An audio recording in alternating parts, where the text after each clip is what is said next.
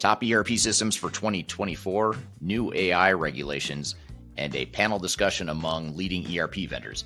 Those are just a few of the topics we're going to cover here today in episode number 147 of Transformation Ground Control. This is Transformation Ground Control, your source for all things business, technology, strategy, and change. If you're growing your business, leading change within your organization, or undertaking any sort of operational or technology change initiative, this podcast is for you. This show covers what you need to know about digital transformation, organizational change, operational improvement, and business growth. 5, 4, 3, 2, 1. And now, here's your host, Eric Kimberling.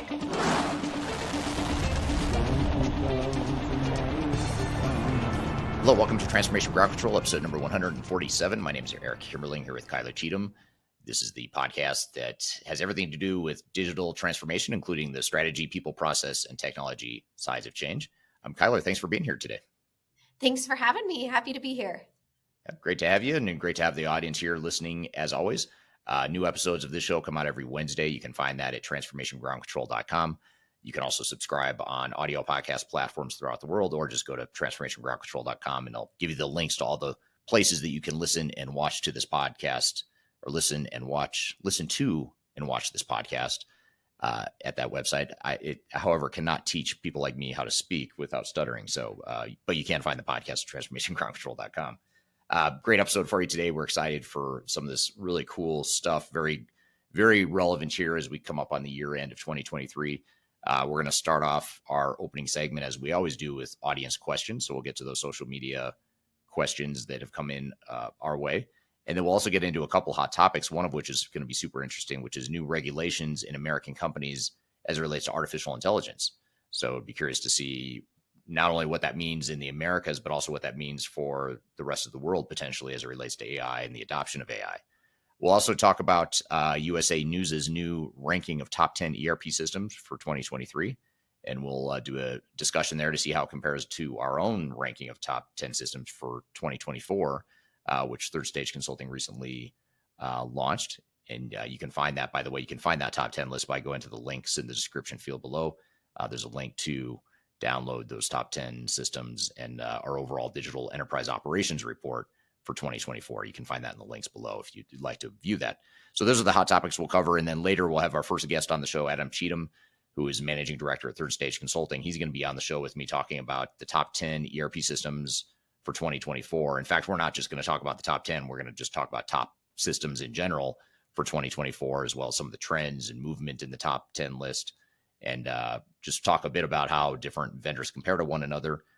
And then later in the show, this is going to be a very cool segment we're going to play for you. It's actually a clip from our recent Digital Stratosphere conference. And at our Digital Stratosphere conference, which is a tech agnostic conference we host each year, we had a vendor panel discussion, which we had never done before. We had several different software vendors all on the same panel, and we wanted to talk about general tech trends and what's happening in the market development wise, that sort of thing.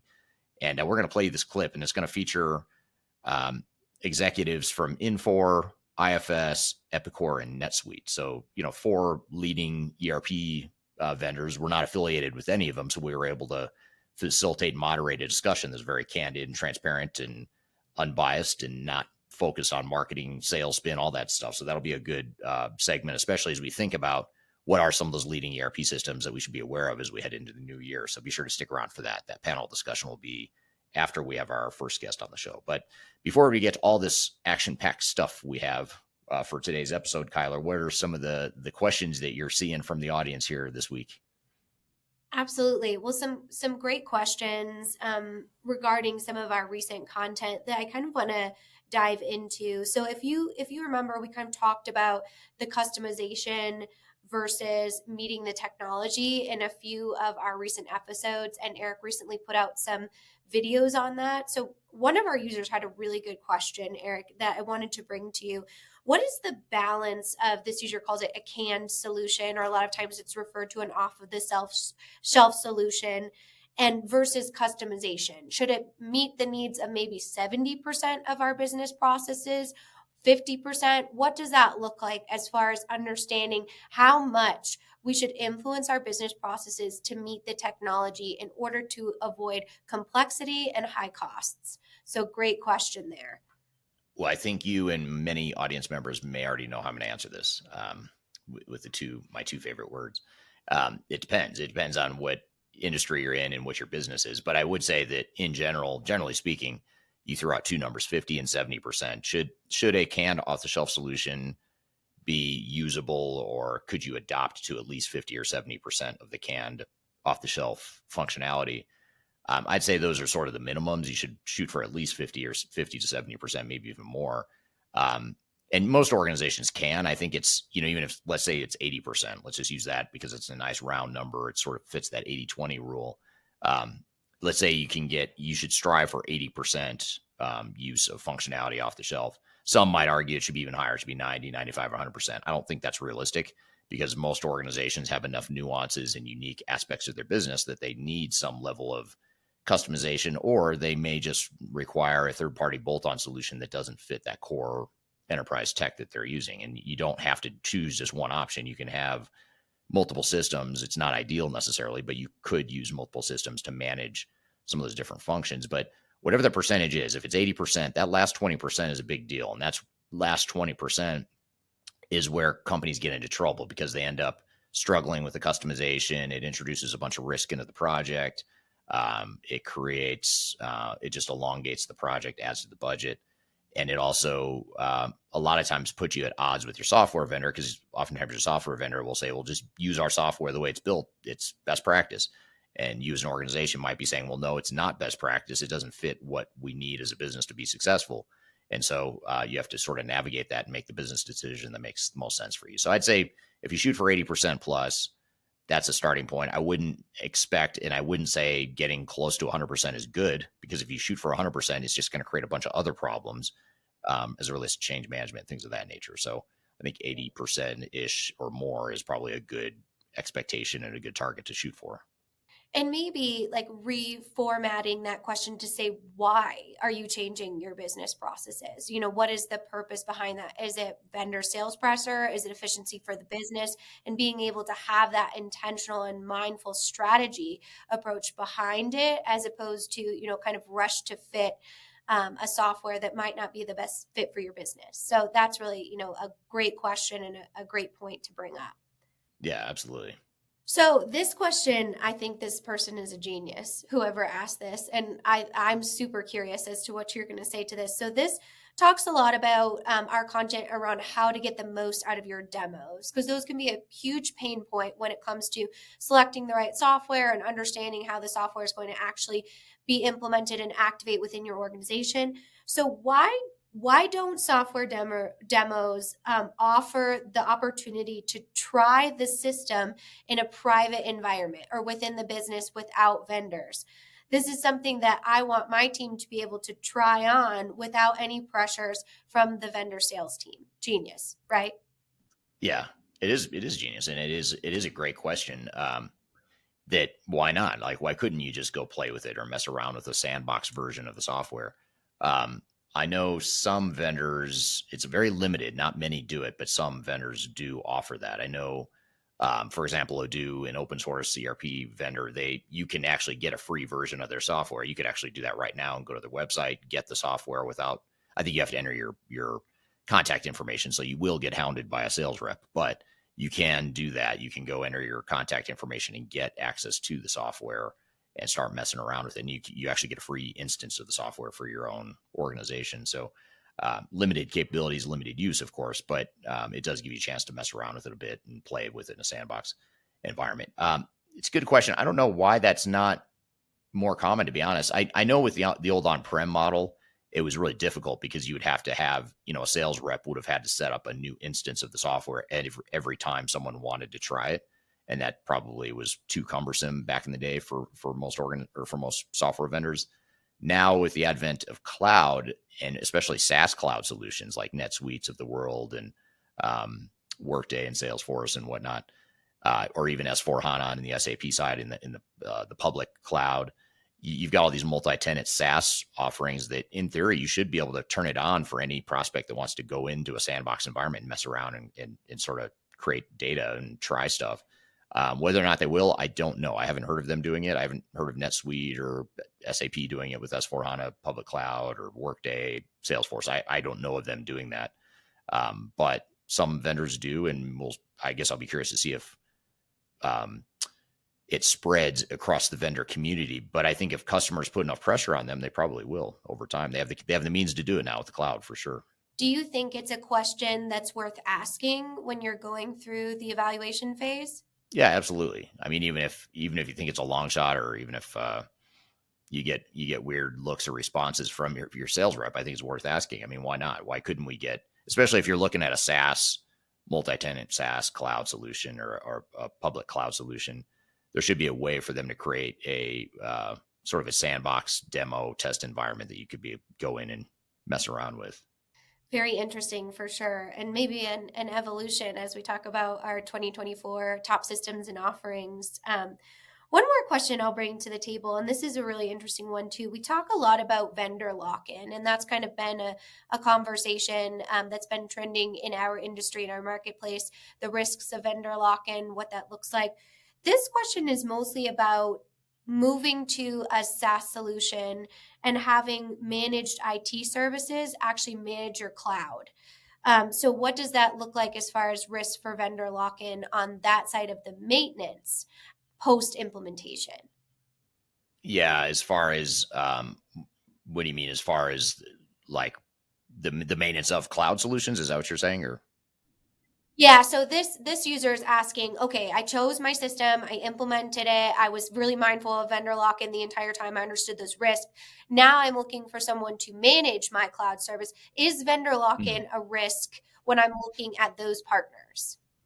It is. I mean, it always is. I guess it's anytime you use a lot of one vendor, you become more dependent on that vendor, and the leverage between you and them sort of shifts. The vendor has more leverage and more control over you than you might want or than you may have intended.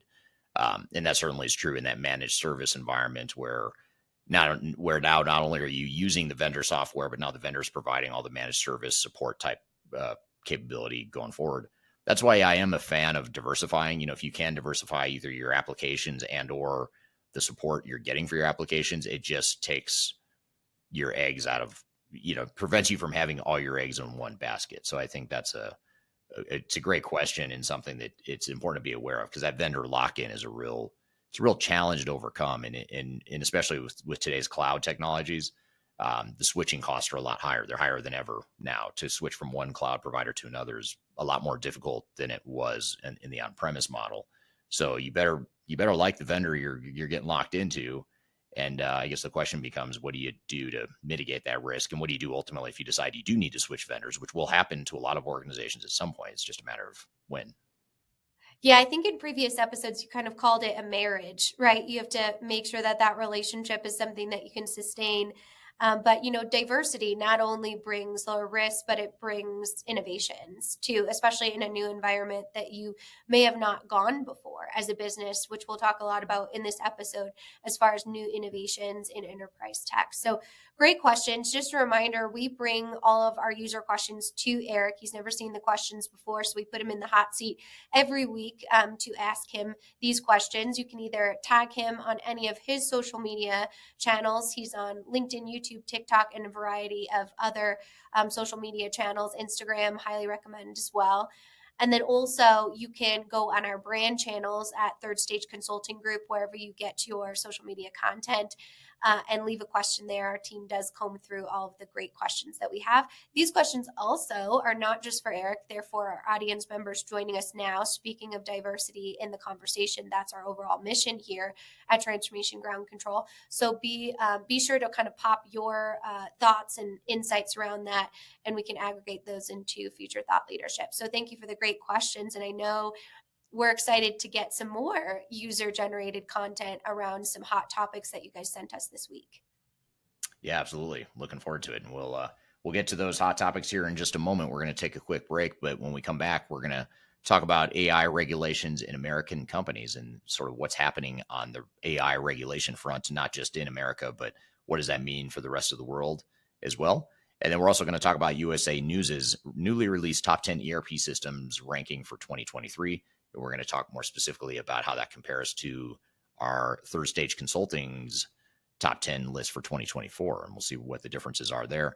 And then later in the show, after we cover those two hot topics, we're going to have Adam Cheatham on the show. He's going to be on talking about the top ERP systems for 2024. So we're not necessarily going to go through a top 10 list or do a countdown of top systems, but we are going to talk about the leading ERP systems and how they compare to one another and what some of the trends are to be aware of in the technology space going forward.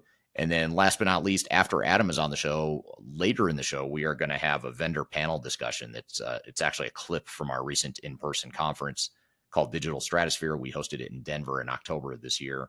And in that, one of the sessions we had was a really interesting vendor panel discussion where we had executives from Infor, IFS, Epicor, and NetSuite. We're all on the same panel. And you facilitated, Kyler, a discussion and tech agnostic and objective, non-sales and marketing spin-ish sort of discussion with general trends and things to be aware of in the marketplace with those vendors. So that'll be a super interesting sort of a supplement to the discussion about top ERP systems for 2024 as well. So stick around for that. We'll have that vendor panel discussion later, but we're going to take a quick break. We'll come back with those hot topics and we'll go from there. So we'll be right back with more Transformation Ground Control.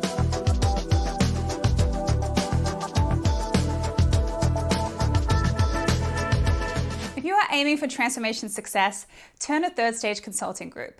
Third Stage's independent and technology agnostic consulting team helps clients define their digital strategies, define their roadmaps, and manage their transformations. With offices in the US, Europe, and Australia, our team helps the world's most forward-thinking organizations through their transformation pitfalls and risks. If you are embarking on a digital transformation or business change initiative, contact Third Stage Consulting to see how we can help you reach the third stage of transformation success. Learn more about us and download independent reports, videos, and other best practices at thirdstage-consulting.com.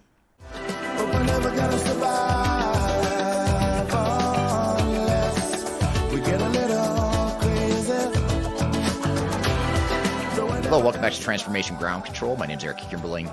You can find new episodes of this show every Wednesday at transformationgroundcontrol.com. You can see all the past episodes at that same website, and you can also subscribe and listen to and view the podcast from that same website. So go to transformationgroundcontrol.com to check out more episodes. So we've got some hot topics here, some really interesting hot topics related to software vendors and AI regulations. What have you got for us, Kyler? Yeah, absolutely. So just recently here in the US, we've launched some legislation around artificial intelligence and just the overall policies. It's kind of following suit. We've talked a lot about, what they've done in European nations and what that looks like as far as privacy and security, but just kind of wanted to bring you up to date of what we look like as kind of global standards around that. So this was an executive order. So it still has to go through our Congress and our overall legislation bodies, but it's actually from the president. So with an executive order, that shows a level of urgency around that. And that's something that we really feel like we've seen in the marketplace as far as a need. So there's a few key directives, a few I wanted to unpack with you when it comes to looking at that piece. So the one I really want to get into is the actual competition around AI. So that's been a bigger conversation around how do we ensure that there's a competitive marketplace when we do have tech titans? I thought that might be a really interesting question for you, specifically because you see what that can look like as far as power and influence in technology in the marketplace. So what are your thoughts on needing more competition around AI from specific vendors? Yeah, I think it's it makes me a little nervous, I guess, when you talk about regulation and you talk about the tech titans. So you have these big behemoths that are involved with AI, of course, like Microsoft and Google, as an example. Elon Musk, I just read recently, has his own platform that he's ready to launch using X, or Twitter X is his sort of the backbone of it. But then you've got some startups, upstart vendors that are providing AI solutions as well.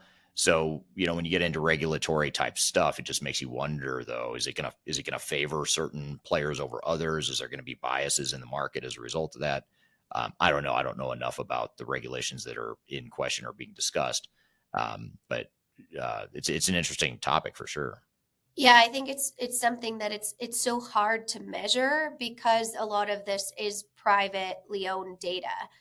So how are you Mhm. going to ensure that you have that oversight of those in support? These all sound like great opportunities in supporting workers and standing up for consumers, standards of AI safety and security. Those are all great conversations to have, but from a governing body, that will be extremely hard to activate. So I'm going to turn to the audience and see, what are your thoughts around, should it be a government policy around safety and security around AI, or should that be a group of business ethics that are something that we should, abide by as, a business community? So very interesting conversation. And this actually came to us through one of our users. So if you do have more information about this, or you would like us to cover something on transformation ground control, definitely pop an article in my inbox on LinkedIn.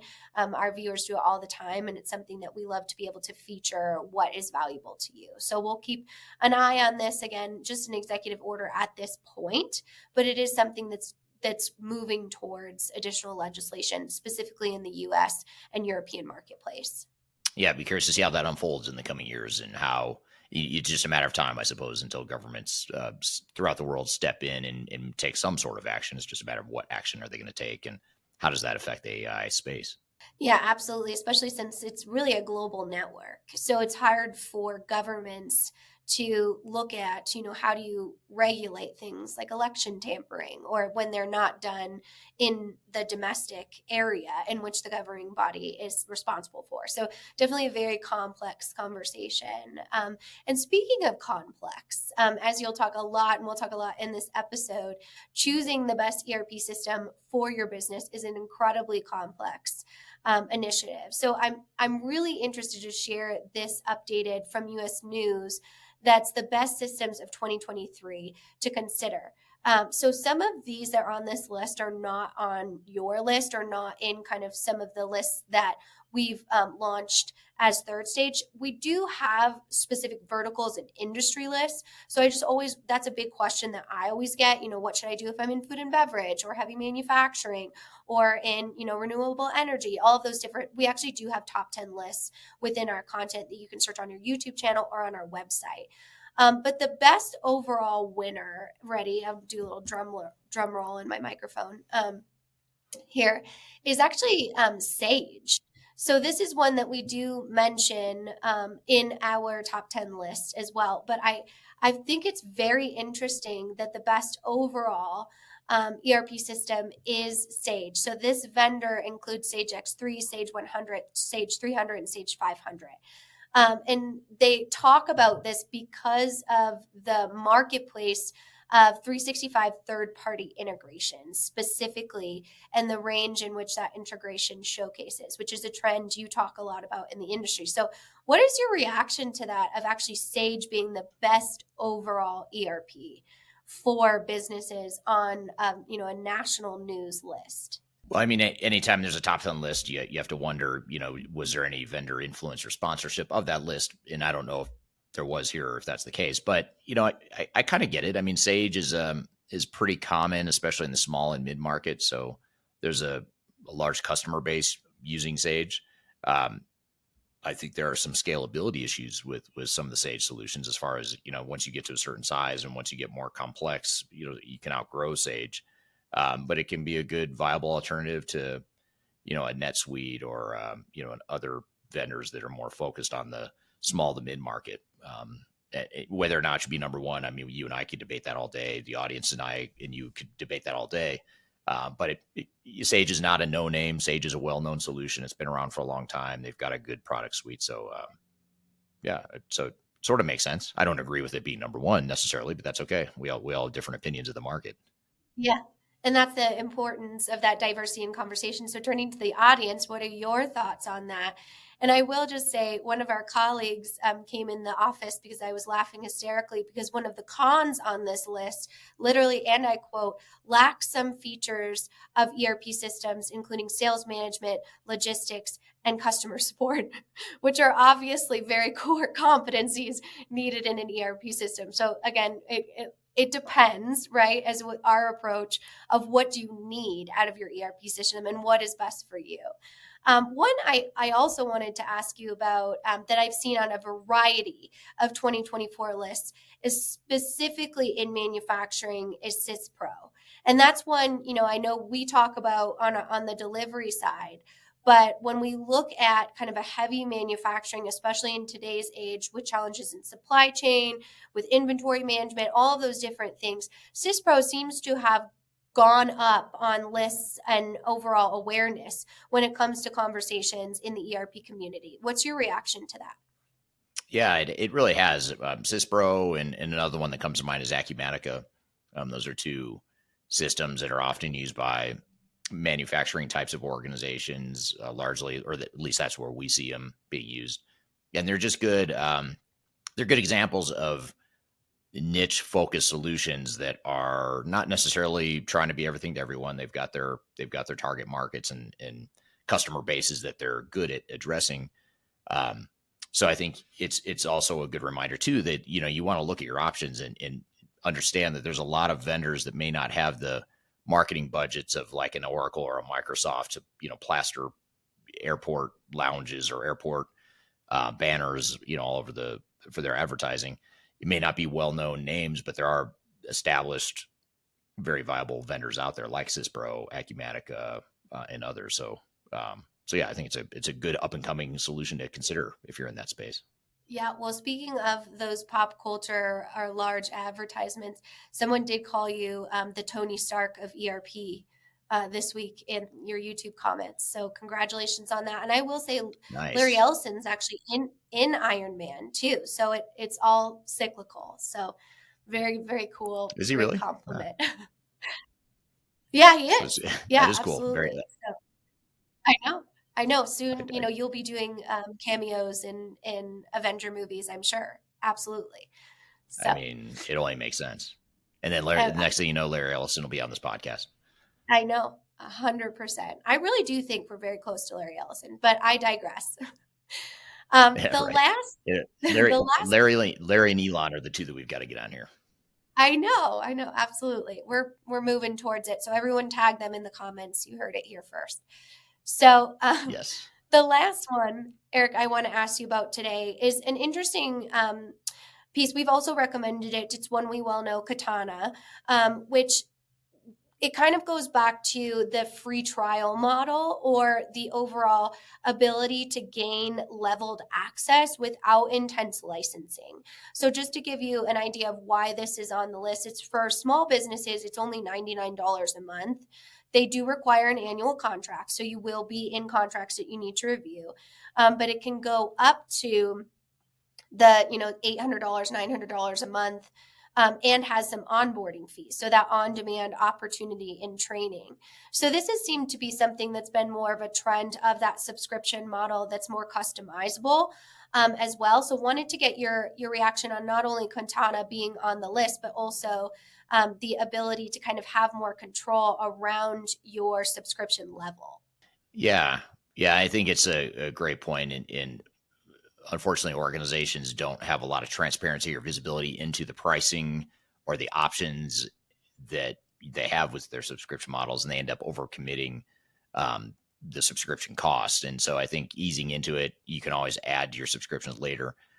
So I think, there's a couple of things you mentioned. I mean, it having that transparency and managing your subscription costs, but also just being able to sort of try before you buy too much of a software is another movement. And, I think that's sort of on that customer bill of rights, things that you should have a right to do before you commit to a software vendor. Absolutely. Well, I'm excited to have some more conversations around the top systems of 2024, what we've seen as far as systems trends and what we've been actually recommending and seeing our clients really like.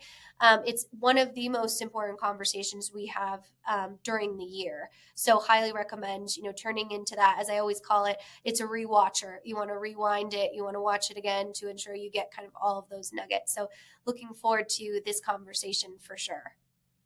Yeah, absolutely. It's gonna be a fun one, and the reason I know it's gonna be fun is because we did a conversation like this last year with Adam, who's going to be on in just a moment, talking about the top ERP systems to be aware of for 2024. We'll talk about how vendors are evolving in the last year, going into the new year, what's changed in the last year in the vendor landscape, and just what are the general tech trends to be aware of. So we're going to have Adam Cheatham on the show. He's managing director at Third Stage Consulting, and he's very knowledgeable of the market, and it'll be a great conversation to unpack and talk about some of the different vendors in the market and what they're doing and what some of the trends are. So stick around for that. And then later, we're going to have some of those same vendors that we're going to talk about here in just a moment. We're going to feature some of those same vendors later on the show in a panel discussion. We're going to play you a clip from our Digital Stratosphere conference where we had an in-person panel discussion with representatives or executives from Infor, IFS, Epicor, and NetSuite. And it's a great conversation because it's very rare. I don't think I've ever seen multiple software vendors in the same room talking about trends and evolutions of the marketplace and things like that. So it's a super interesting conversation that we'll play for you later. So stick around for that. But in the meantime, we'll be right back with Adam Cheatham to talk about top ERP systems for 2024. You're listening to Transformation Ground Control. We're going to take a quick break and we'll be right back. Just tell me what you've got to say to me. I've been waiting for so long to hear.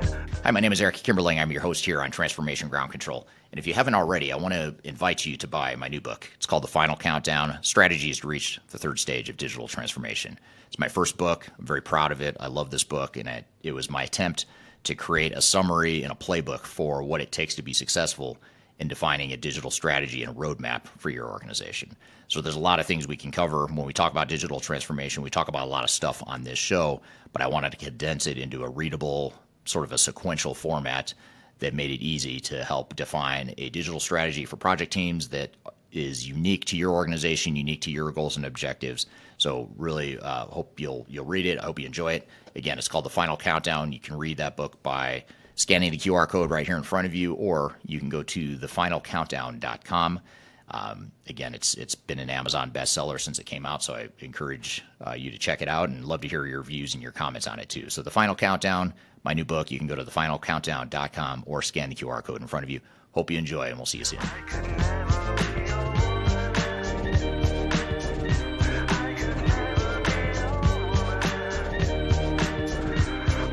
Hello, welcome back to Transformation Ground Control, episode number 147. My name is Eric Kimberling here with Kyler Cheatham, and you can find new episodes of this show every Wednesday at transformationgroundcontrol.com. So be sure to check it out there. And at that same website, you can subscribe to the podcast in the audio-only versions of the podcast, or you can find links to watch the podcast, the video version of the podcast on YouTube, LinkedIn, Facebook, and Twitter as well.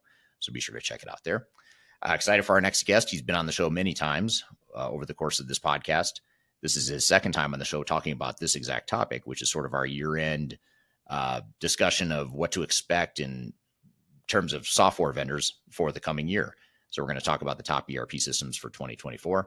And joining me is Adam Cheatham, who's managing director here at Third Stage Consulting. So with all that being said, Adam, welcome to the show. Good morning. Thanks for having me. Good morning, good afternoon, and good evening to everybody else from around the world. These are always fun. I love joining these conversations. So appreciate you bringing me in.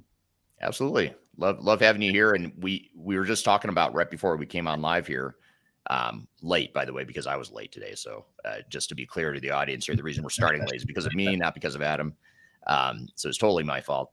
But we were talking right before we went live that we did this same session last year. It's been almost a year, but it feels like we just did it a couple months ago. We did the late 2022 version of this show where we talked about what trends to be aware of for 2023. So it's already been a year. It's time for us to revisit this topic again and see what's changed in the marketplace and see, what exciting developments we should be aware of as we start planning for ERP implementations in 2024. So I guess just to start, maybe Adam, tell us a little bit about yourself for those that haven't seen you on the show before. Tell us about you and your background. Yeah. So I'm managing director at Third Stage Consulting Group, which generally means that I'm responsible for all of our delivery teams and making sure that they have all the tools that they need to produce the high quality that we pride ourselves on at Third Stage. I have a background in taking the digital transformation conversation from a business perspective, where the goal is for technology to serve as an enabler of technology. I like to think of, when we talk about achieving the third stage of digital transformation, the two key phrases. One is self-sufficiency, and the other one is continuous improvement. If you are not obtaining both of those within your ERP, you've not gotten to the third stage, because you should be able to run your software by yourself without heavy dependency on maintaining code from a vendor or a system integrator. And you should be enabling your continuous improvement goals as a business so that you can continue to grow at the pace that you have sought to grow at. So that's really where my background comes from. I've been doing this type of thing for, gosh, it's 15 years now, it seems. It's been a long time, but I've always enjoyed working with you, Eric, and Third Stage in general. So this is a cool conversation. Yeah, our time together goes way back. So we've seen together in this space. We've seen a lot of interesting stuff happen and develop in the marketplace. It's been a fun ride for sure. And today's conversation will be no different, right? This continues to evolve, especially with the many changing technologies out there. Yeah, absolutely. Yeah, and already the audience is very actively engaged. I appreciate that, because I'm not a morning person, and it's morning here in the U.S. And I like that the audience is just keeping me. They're getting me going here with the comments and questions here already. But I want to thank all those of you that dropped in the chat where you're joining from. People joining all over the world, as I mentioned before: Denver, Colorado, Austin, Texas, Rochester, New York, Baltimore in the U.S., Sri Lanka, Pittsburgh, Paris, Oman, India, Milwaukee, Jeddah, Belgium, Hungary, all over the place. So UK. So thank you everyone for joining here today, and I love having this global community. It's pretty cool thinking about, all of us all over the world talking about this same stuff, all live here. So thank you for that. But just to maybe get started here, if we sort of back up a little bit and just sort of look back on this last year in 2023 and where we're headed in 2024, what are the biggest trends for ERP systems in 2023? Like, what are the biggest developments in the space that we should all be aware of? Yeah, well, I think that the biggest thing is the continuing trend towards cloud and subscription-based software, right? It gets harder and harder every year to talk somebody into selling an on-premise system, and that's something that I think is only going to continue. It's a massive revenue driver for vendors in general. So I think that's something that it wouldn't be an only 2023 trend, but it is a continuing trend, I would say. We've also started to see vendors talk a lot more about AI, which I think is an important thing to touch base on, especially as it pertains to the way that we approach software evaluations, which is we don't recommend being the guinea pig. Right. And right now, AI is developing. It's a developing technology. It does a lot of great things. That's true. But ERP is something that, from a developing a new technology perspective, tends to be a lagging adopter, if you will. So if you think about the subscription trend, for example, that's just now really, I'd say over the last year or two, reached a critical mass in ERP. I think AI is going to do something very similar, in that it's just going to continue to need to develop before it becomes something that you can trust. The way I like to think about it is, if you're putting your business's lifeline up to chance because you want something new to work, if you've never seen it work, and I promise you, software vendors right now have never seen it really truly work the way you think it should, take it with a grain of salt. They're gonna spend some time developing it. That's important, but at the same time, realize where it's at. If it's on the future roadmap, that means it doesn't exist yet. So, yeah.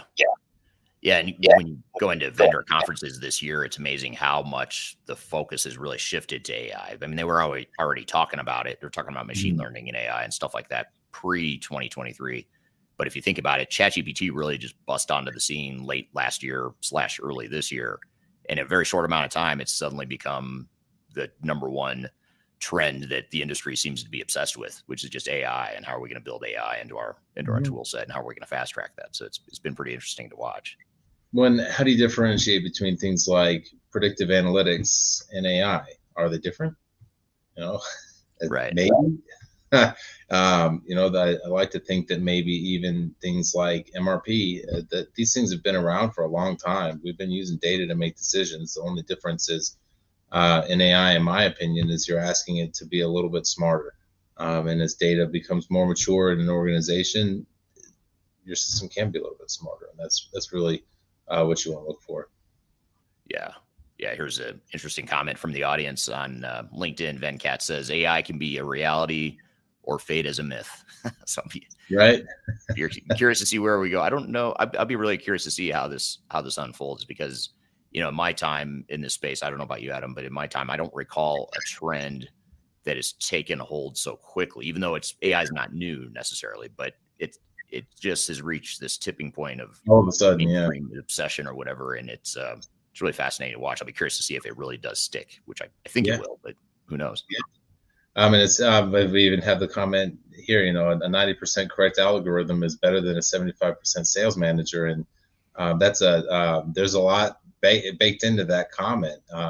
First of all, you got to get your algorithm 90% correct. That's not easy to do. And it's even harder to prove that it's 90% right. It takes time to figure it out. Same as if you have a 75% sales manager, it's gonna take you time to learn where that 25% wrong is, just as much as it's gonna take you time to learn where the 10% wrong is. Yeah, absolutely. And you bring up a good point too, which is, in parallel with ERP vendors trying to figure out how are they going to bake AI more significantly into their offering. In the meantime, what can we be doing as organizations to get ready for AI? And I think there's, some things I think you alluded to, maybe it's worth unpacking as it relates to data and that sort of thing. What can we be doing to get ready for AI? So when AI is mature and when it's relevant to us as an organization, we're ready for it.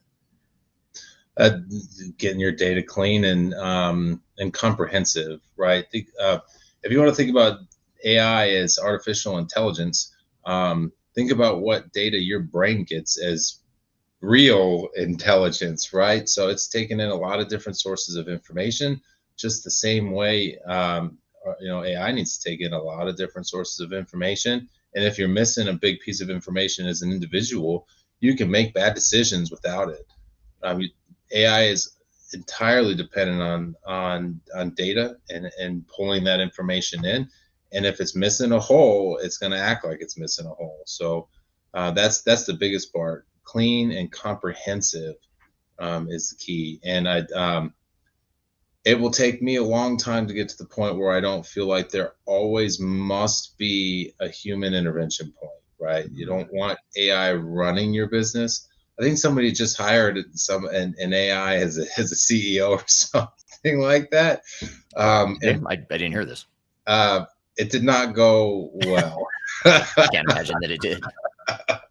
And then there was another restaurant that was in San Francisco. It was an AI restaurant. It's an AI smoothies restaurant.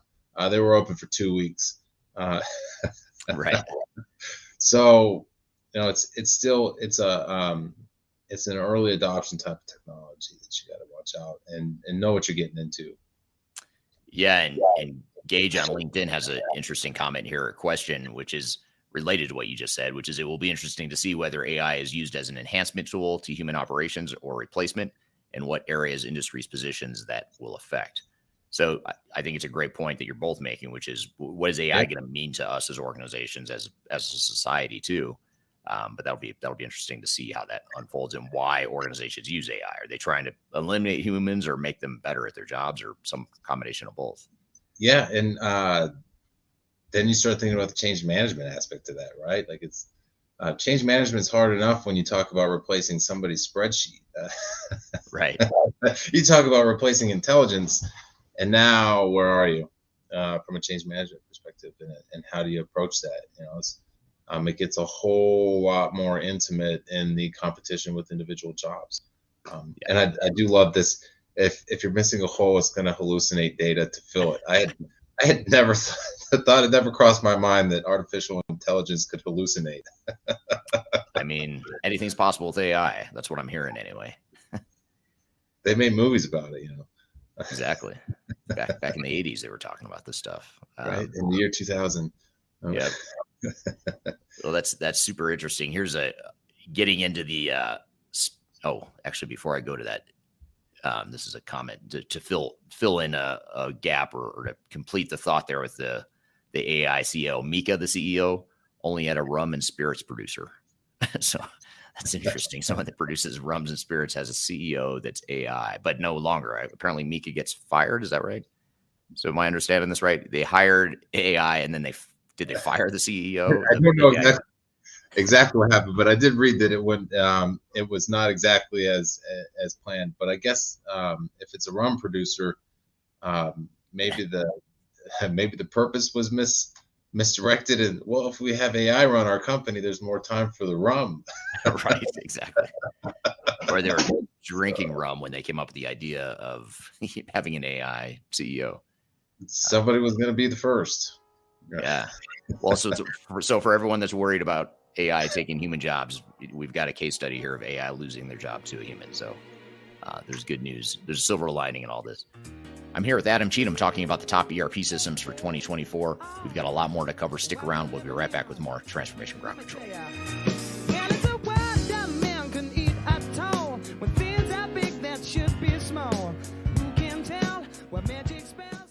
I'm excited to share our newly released 2024 Digital Enterprise Operations Report. This free download is available on the Third Stage website at thirdstage-consulting.com. This report is truly packed full of technology-independent and agnostic insights for your project to ensure that you're strategically optimized for success. Download your copy today with the QR code in front of me or visit our website for more details.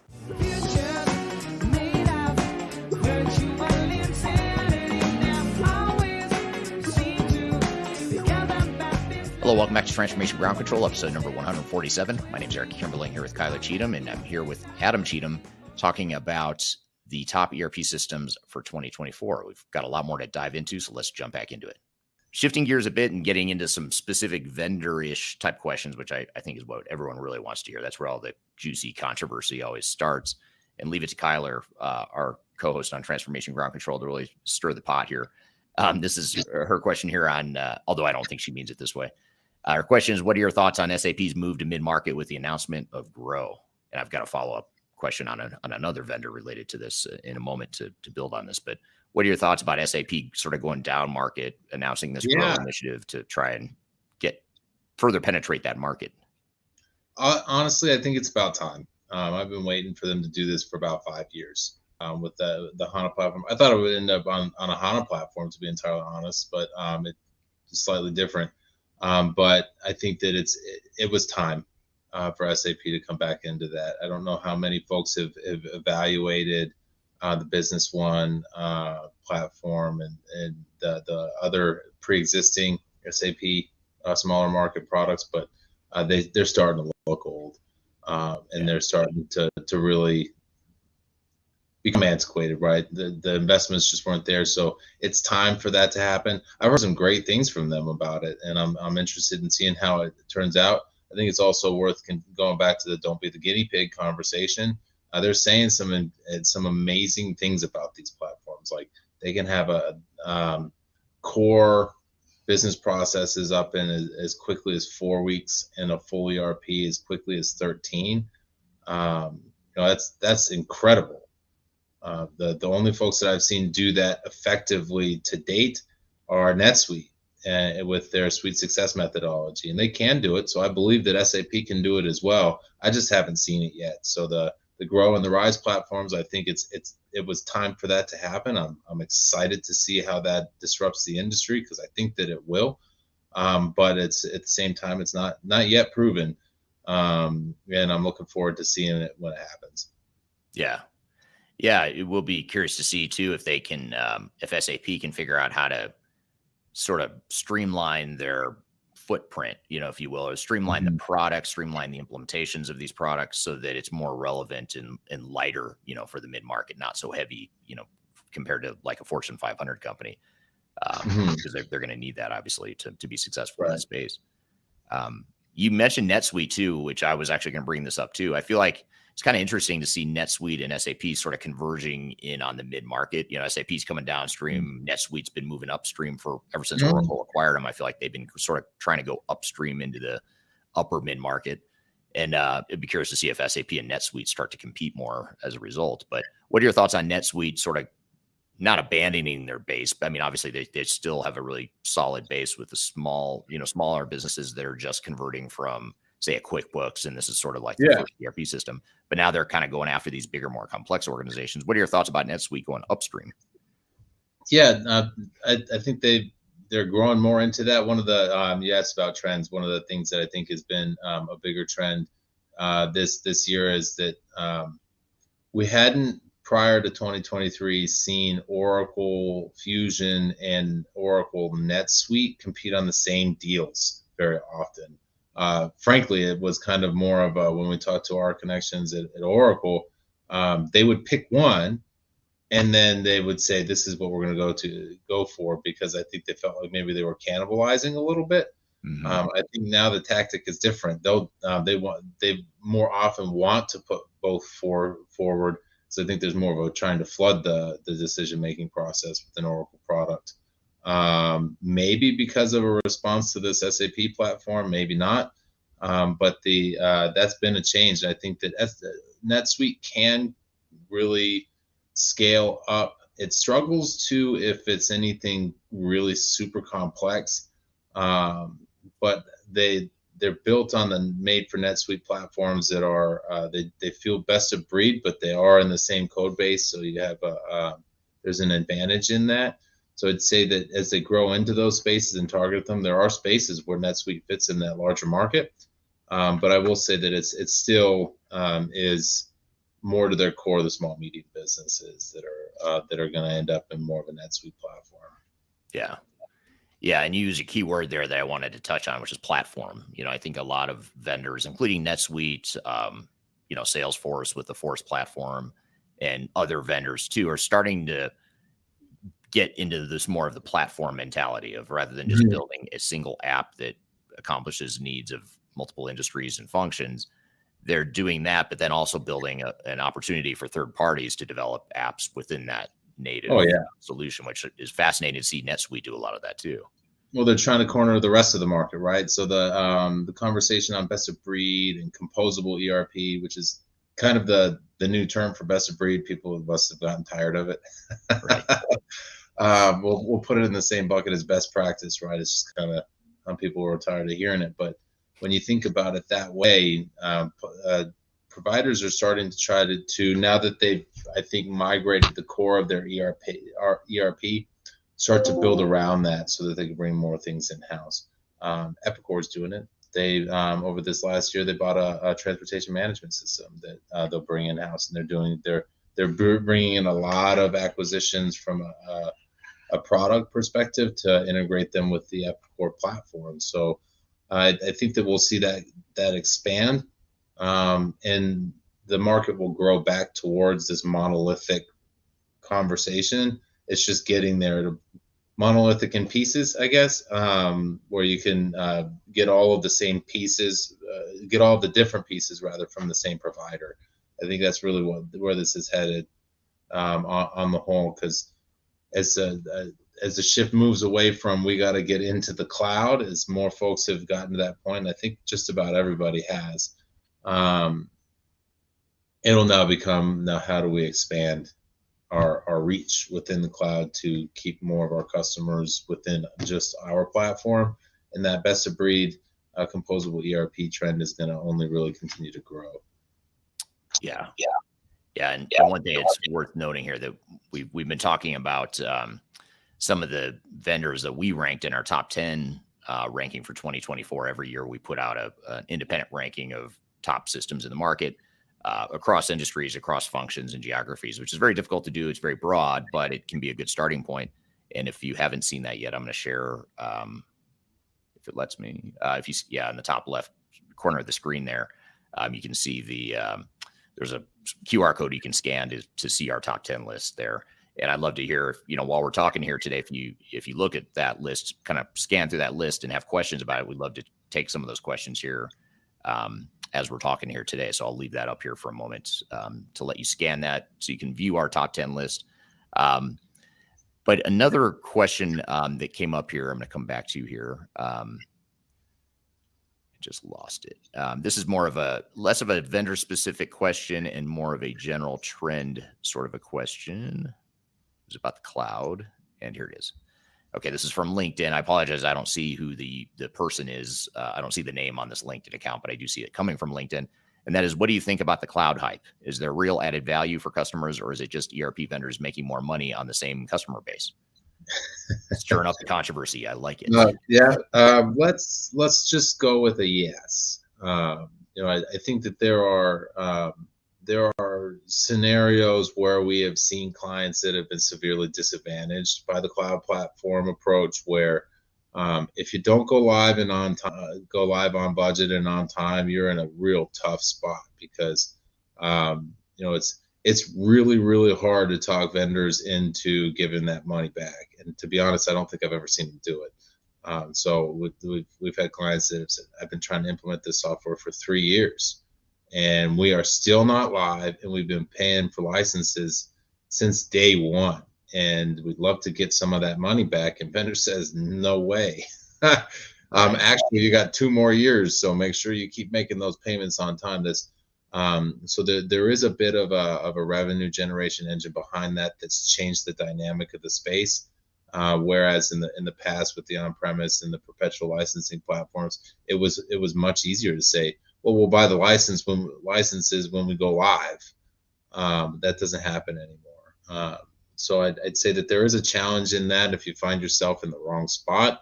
But I think that overall, the subscription base and the multi-tenant platforms that are out there from a cloud perspective are really important to the growth of businesses in today's day and age.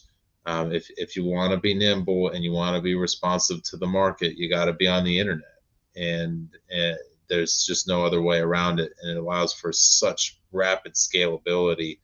You don't have to take new servers to the other side of the world to integrate your platforms and then have batch jobs. It's all real time, and that was a whole lot harder to do in the past, and it was really starting to feel like a cloud base anyway.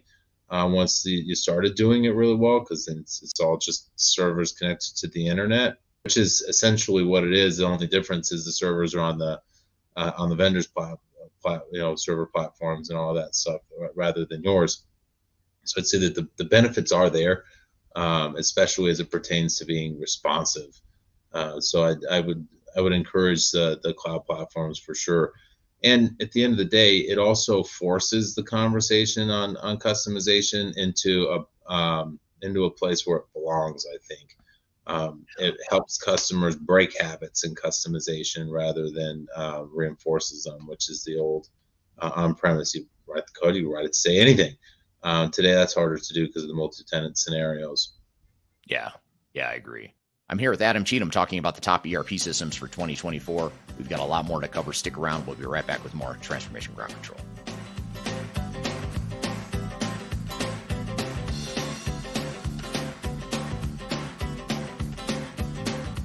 If you are aiming for transformation success, turn to Third Stage Consulting Group.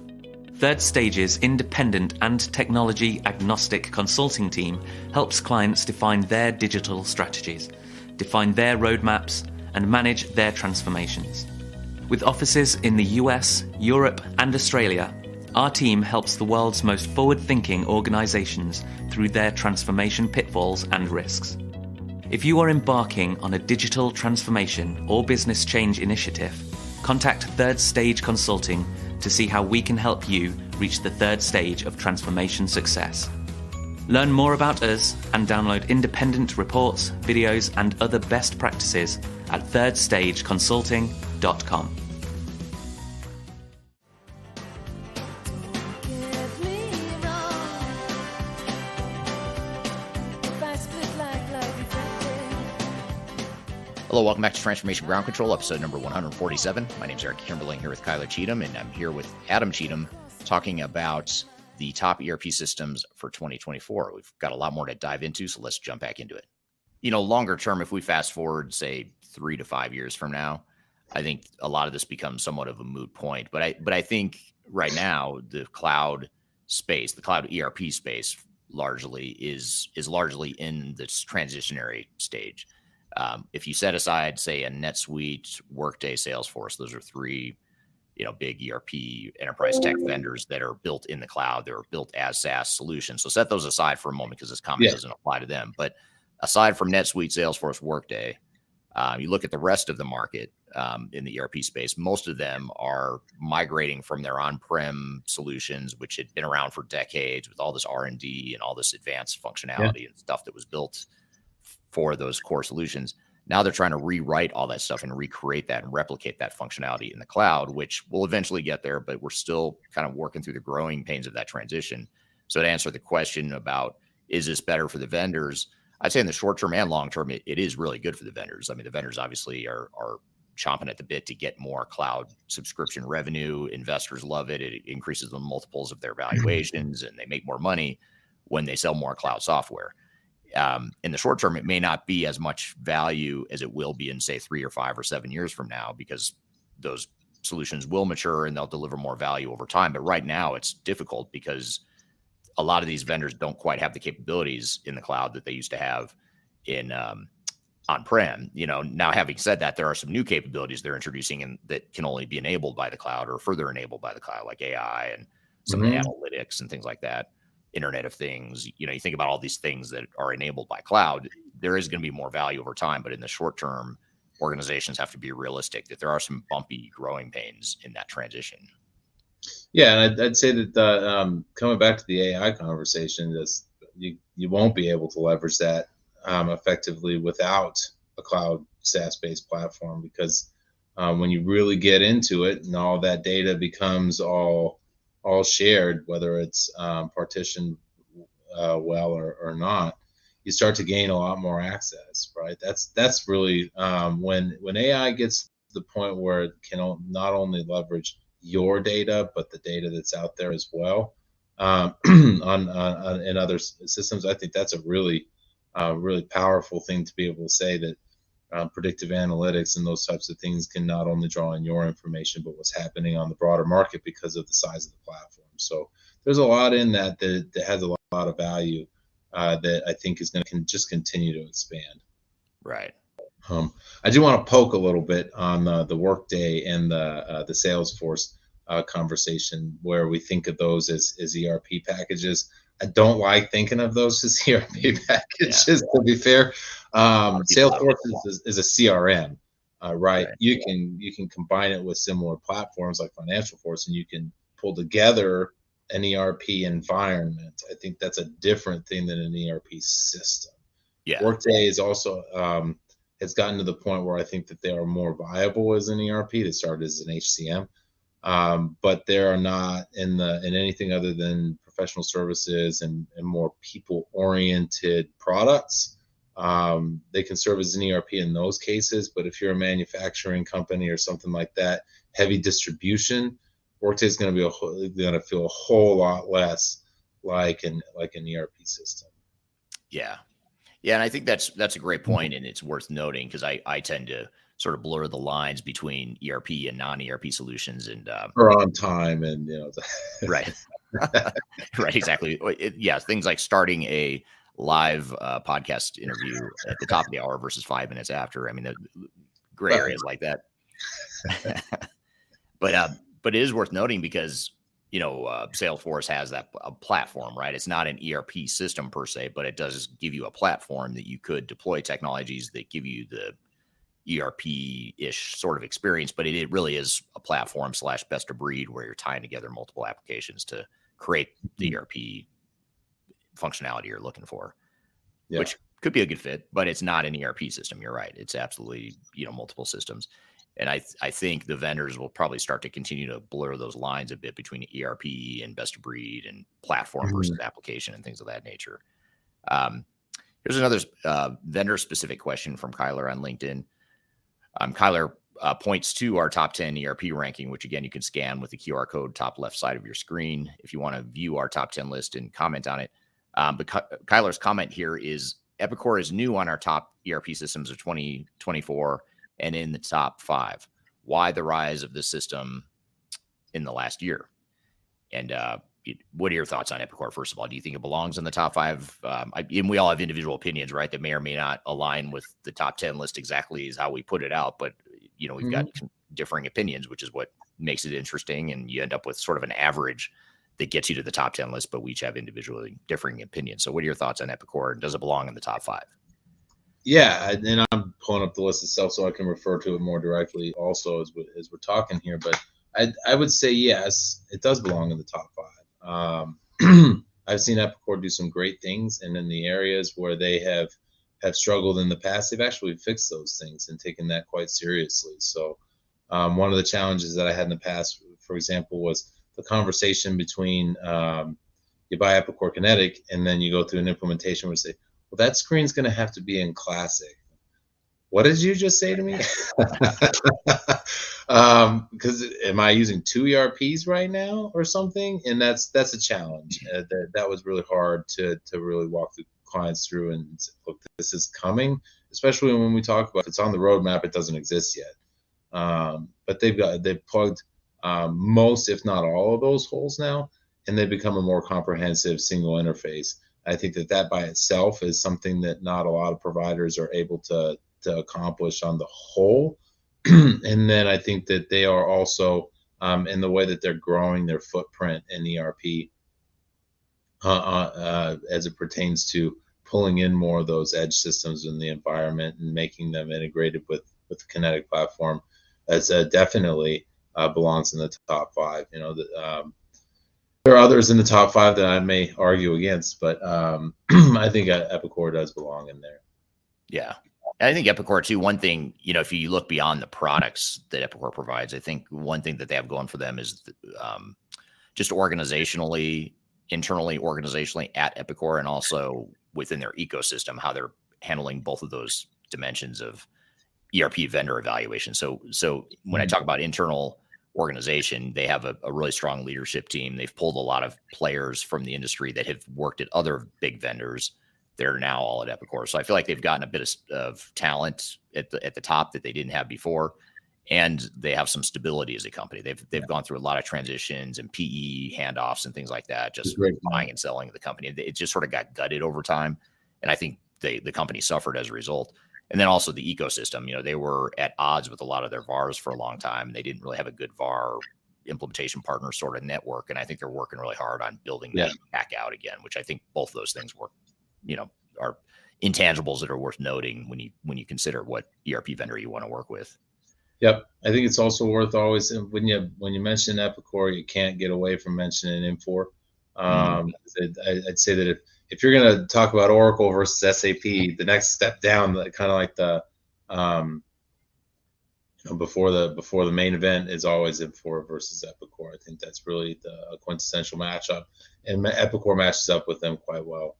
I'd say that when we go through the process of evaluating them head to head, they both compete quite strongly against each other, and Infor's move towards a more appropriate branding of the cloud suite with them, M3 on the cloud suite, Sightline on the cloud suite, LN on the cloud suite, as opposed to trying to call some of it cloud suite, some of it not, has really been something that they benefited from, and Koch Industries is really their acquisition of Infor has really stabilized as well, and we're seeing that come together too. So I think those two are neck and neck on the whole, and really a good thing to watch as we really start to see the 2024 come together, is what happens for both of those.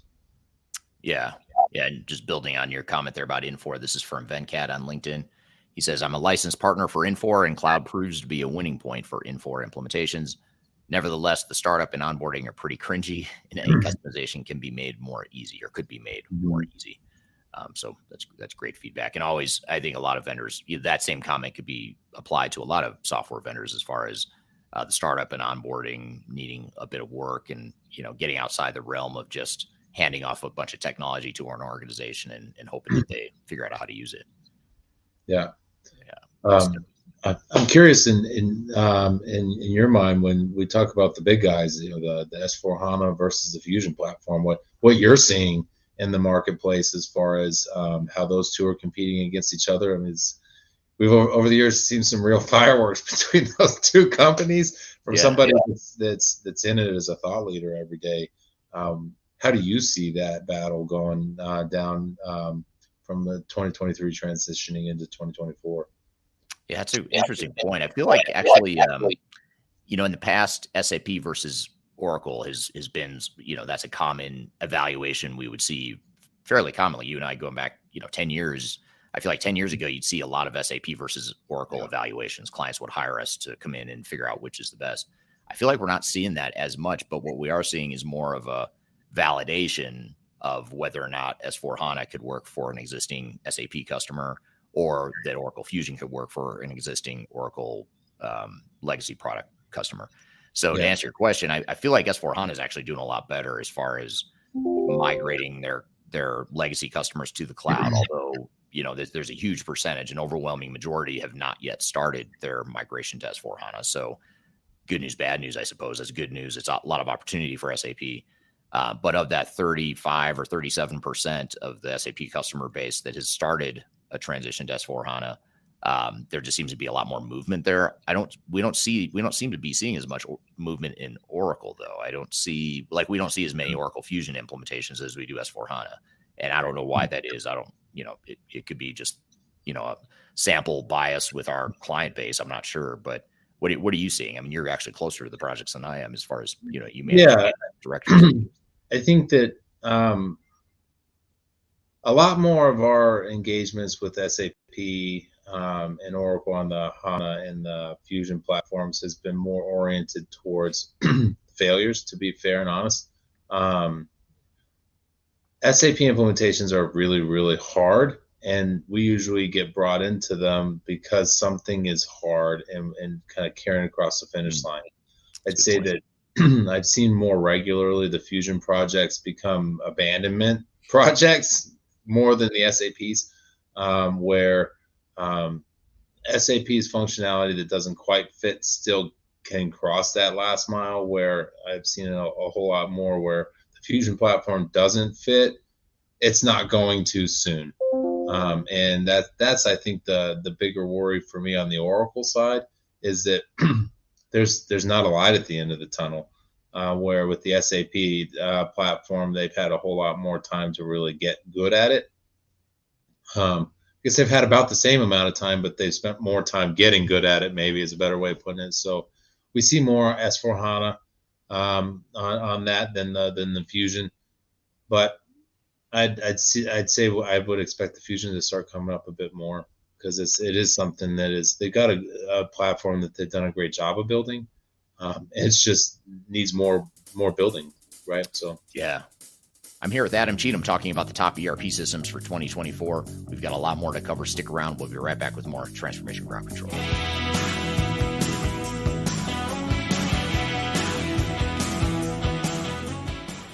If you are aiming for transformation success, turn to Third Stage Consulting Group. Third Stage's independent and technology agnostic consulting team helps clients define their digital strategies, define their roadmaps, and manage their transformations. With offices in the US, Europe, and Australia, our team helps the world's most forward-thinking organizations through their transformation pitfalls and risks. If you are embarking on a digital transformation or business change initiative, contact Third Stage Consulting to see how we can help you reach the third stage of transformation success. Learn more about us and download independent reports, videos, and other best practices at thirdstage-consulting.com.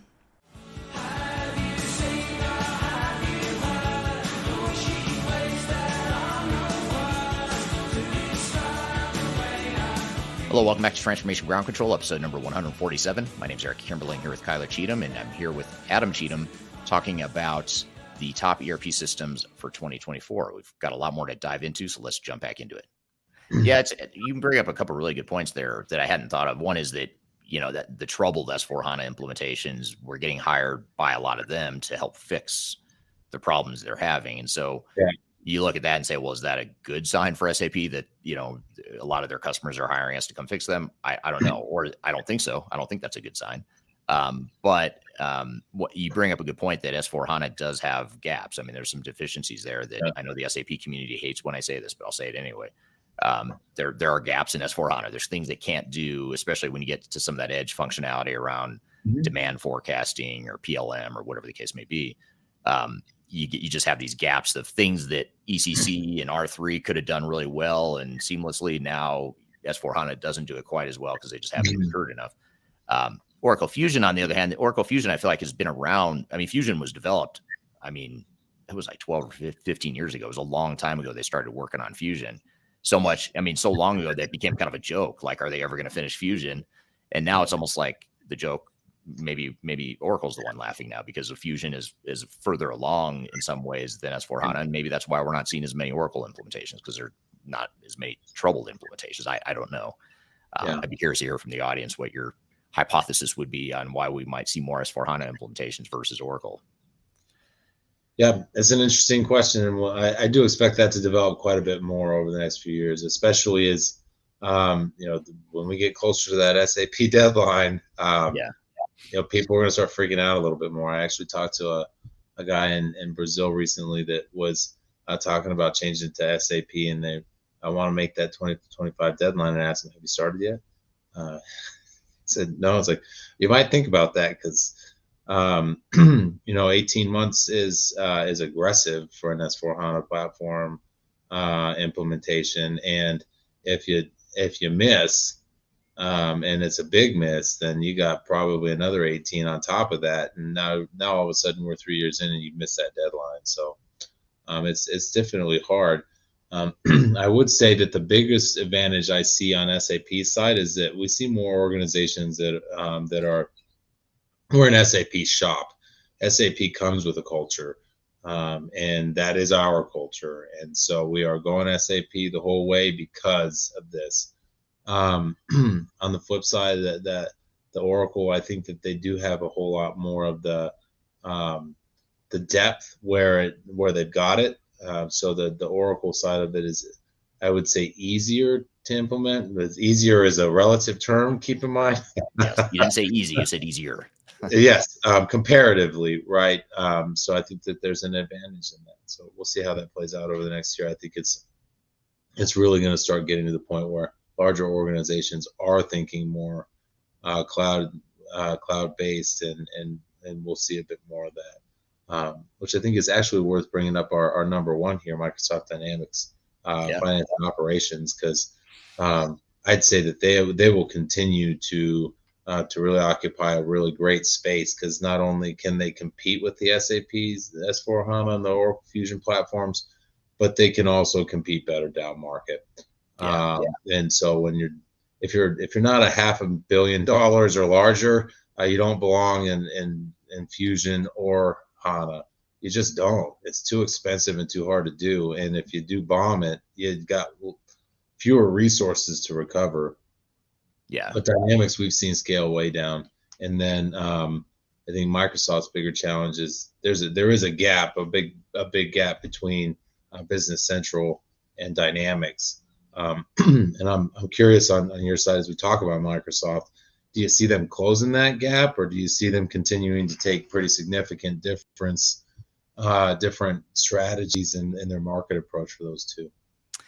That's a great question. I don't know how they close the gap, because F&O, or the finance and operations version of Dynamics 365, is so robust. It's built for a lot of different industries and functions, and they've even got, we were talking about platforms earlier. They've got somewhat of a platform strategy where third-party partners can take the core F&O D365 product and tailor it for a certain industry or a certain function. Like, for example, there's Tyler Technologies has taken Dynamics 365 and tailored it for, or they've taken Microsoft Dynamics. I don't know if it's D365 or not, so take this with a grain of salt. I may have my details slightly wrong, but in general, Tyler Technologies has taken Microsoft products and applied it to government.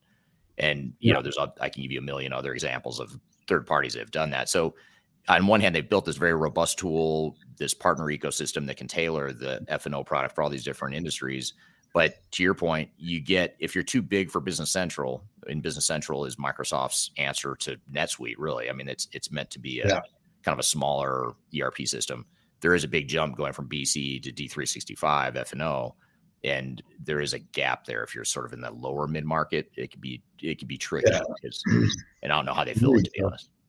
Maybe they don't. You know, yeah, maybe that's okay. We'll see. I think that they did a better job of the lower market in the past with AX, but I think that they did a poorer job with the larger market in AX. Those platforms. So we'll have to see where that goes. But I do really like the Microsoft platforms. I do like that they are number one from an F&O perspective. I think that the Business Central side of it is something that is challenging in that we see a lot of folks try to implement that themselves and without a system integrator, which it can be done, but you still have to have a PMO. And that's really the big piece of it. And this applies to all ERP implementations, right? You don't want your system integrator or your vendor to be your PMO. You want to have a separate one. And when you don't hire a system integrator and you try to do it yourself and you don't have one, it's hard to see that you need one. So if you need help with that, I can certainly give me a holler, because we do a lot of it. Yeah, that's a big part of what we do is software evaluations and just objectively and independently trying to figure out what the best answer is for clients. Here's a question that I have to ask because I know it's going to be a trigger for you. So it's going to be an awesome question here. It's from no one other than Yes, exactly. On LinkedIn. What about the movement to low-code, no-code solutions and the popularity of open source systems like Odoo? And I know you have some strong opinions about open source and Odoo. What are your thoughts on that movement in the ERP space? I don't believe the business belongs in the code. Excuse me. So that's a personal thing, and I work really hard as an independent and agnostic advisor to make sure that doesn't influence our recommendations, because we do recommend Odoo every now and again, just as often as anybody else. And I think that it does provide the teams that have, excuse me, the maturity of their IT office a great opportunity. It feels like a smaller software package for smaller companies, so I would be aware of that. Somebody came to me recently though with a really interesting conversation, which was Odoo is a core base for a composable ERP approach. What if we get our manufacturing from someone else? Sorry, I got like a frog in my throat or something, and I'm out of coffee, so I will bear with it. But as a composable ERP approach, so we could run our finances with Odoo, but manufacturing out of something else. That was a really interesting idea for me, because they're literally talking about buying two different ERPs, but one for back of the house ops and one for shop floor ops. And I think that's a great idea. It's of course not that I know of tried and tested by any means, but it's an interesting thought process that really might expand the footprint of Odoo into a lot of hearts and minds, and that it gives an opportunity where a company can control their own integrated environment from an interoperability platform. That's an interesting take on that for me. Yeah, absolutely. And comment from LinkedIn. Kyler on LinkedIn says he's so triggered that he lost his voice, and that appears to be I'm speechless at the predictability that question was going to come up. You knew I was going to ask you about Odoo, and I So just to give you a little background sneak peek into how the sausage is made, I always, whenever I have a guest on the show, including even Adam, who's been on here a million times, he knows me really well, I still send the questions in advance and say, these are the things I'm going to want to ask you. I intentionally did not put Odoo on there because I knew I was going to ask, it was going to be like a sneak attack, and I was just going to pop it on you and see how you responded. And there we go. I didn't have to do it. By the way, but Kyler did my dirty work for me though. I do. There is one that we didn't touch on our list, which I think is important to touch on. Is IFS. They are an incredibly complex platform, and I think they're actually, in my opinion, underrated on this list.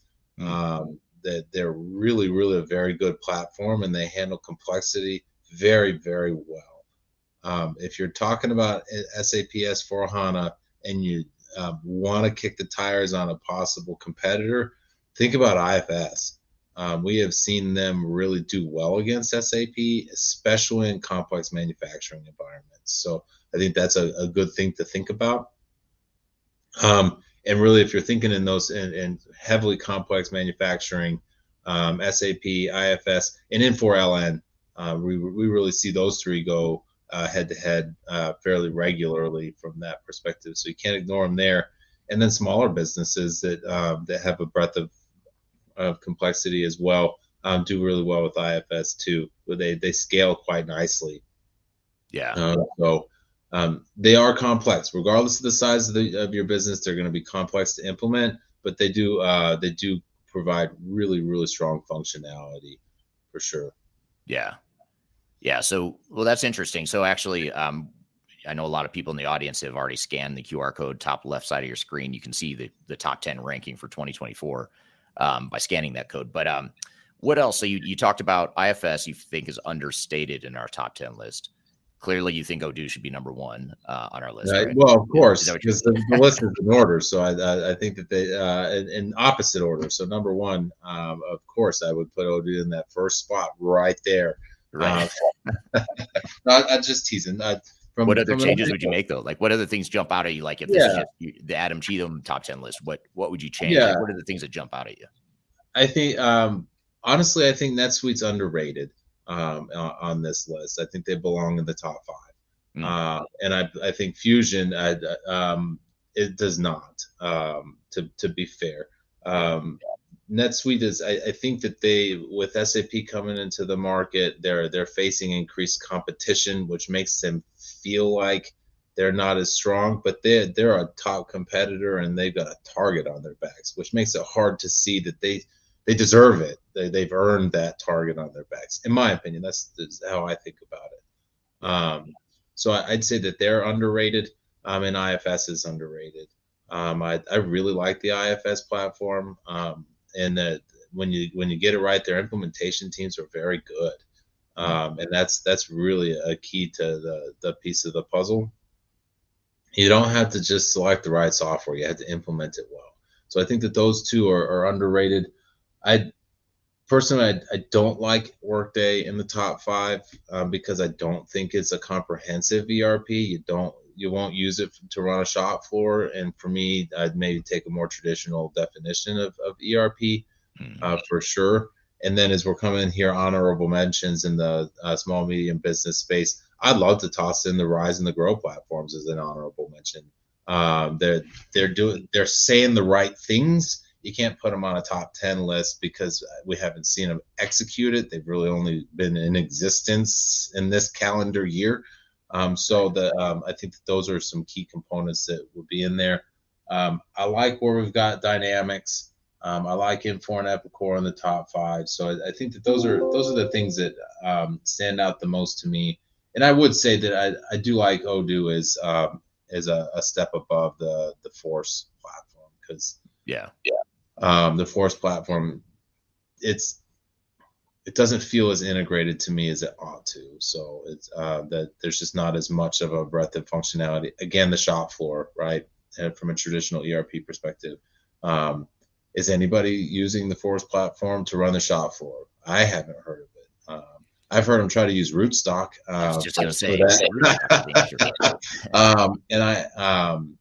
with mixed results. So yeah, very interesting. So those are great additions. I'd be curious to hear from the audience too what you would change or add to the mix here in the top 10 list as you see it. And again, you can scan that QR code top left side of your screen if you want to see the top 10 list. So I guess just to kind of close it all out and sort of wrap up the conversation, Adam, what are some of you think about software vendors to watch in 2024? What are those? Are there certain ones that are up and coming or big guys that are going to make a move that you think are going to make more of a footprint? What are your thoughts? I would say that I think that Infor is going to continue to make a move in the space in 2024. I think that's undeniable. They're really starting to settle into a really a position of strength. I would see. I wouldn't be surprised by a drop in popularity on the Dynamics platform, similar to what we saw with NetSuite this last year, because that's certainly something that I would if I were a betting man, I would say that Dynamics drops out of the top 5 just by sheer will of the folks that try to implement it and getting tired of it. Same with NetSuite, right? And now it'll have a target. I think that you'll continue to see SAP be a struggle for some, and I think that you'll see Fusion get better and compete more head to head. I think we'll see more of that. So that's what I think we see more of. The SAP platform for Rise and Grow, I think, is something to watch. I would normally hesitate to say new ERP systems aren't going to make a difference after a year in, but you can build a client base really fast when you're implementing software between 4 and 13 weeks. So really the idea there is building a critical mass from a client base perspective is what I think we'll see that happen quickly with those two platforms. So those are my thoughts. I'm curious for you, what type of trends are you seeing? Less as it pertains to the top 10 and more as it pertains to the collective investments that they'll make into growing into different spaces. Are there industry trends that you're seeing that will become bigger over the next couple of years, whether it's interoperability or AI or something like that, or what do you think? Yeah, I think that interoperability thing is worth noting. And actually, Kyler had a question on that too on LinkedIn. She said, what about interoperability solutions like Snowflake and Palantir technologies? I think we'll probably see more and more of that too. We talked about the platform movement. We've talked about the low code movement. Obviously, we've talked about AI. Another one is interoperability. And I think the reason for that is because, so many organizations are so far behind in their technical debt that, a lot of these companies are still going from old mainframes. They're still trying to figure out how to get off an old AS400 or iSeries mainframe based systems. It's not a lot, it's not a majority of the market, but there's a lot of them out there, more than you might think, that are still we're talking about cloud over here and AI and all this stuff. They're still stuck on a green screen mainframe system.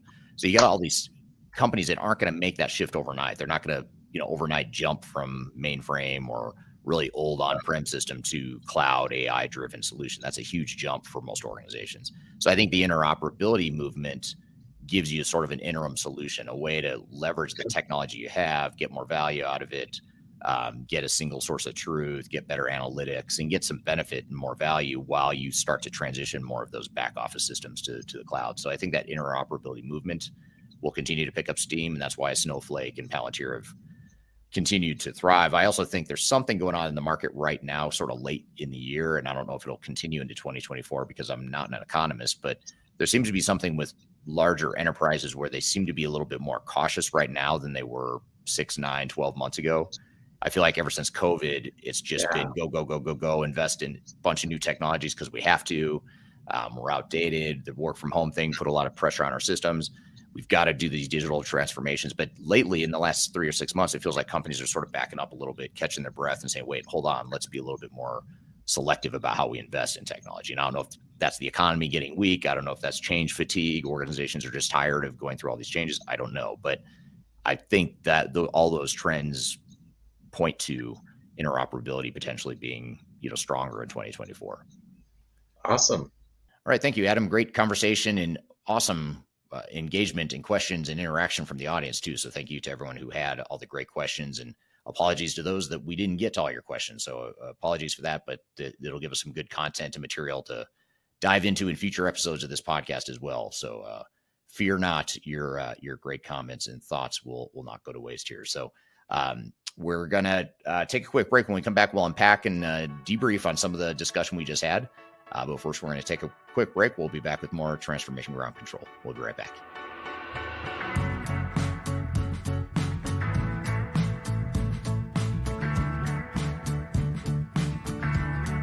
I'm excited to share our newly released 2024 Digital Enterprise Operations Report. This free download is available on the Third Stage website at thirdstage-consulting.com. This report is truly packed full of technology independent and agnostic insights for your project to ensure that you're strategically optimized for success. Download your copy today with the QR code in front of me or visit our website for more details.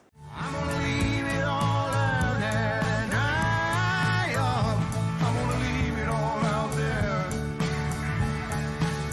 Hello, welcome back to Transformation Ground Control, episode number 147. My name is Eric Kimberling here with Kyler Cheatham, and you can find new episodes of this show every Wednesday at transformationgroundcontrol.com. So, Kyler, we just had Adam on the show to talk about top ERP systems for 2024. We've been talking about ERP vendors a lot in this episode so far, and we're going to continue to do so in the next segment as well. But what are your comments and takeaways from that discussion with Adam? Well, I think what always strikes me is the amount of shifting that's going on in the marketplace. Like ERP traditionally, there hasn't been a ton of changes. Of course, there's always new release and functionality and research and development dollars invested into kind of what is the new system, but not only from the technology vendor side, but also from the business side, the amount of shifting that's going into really digital strategy in general.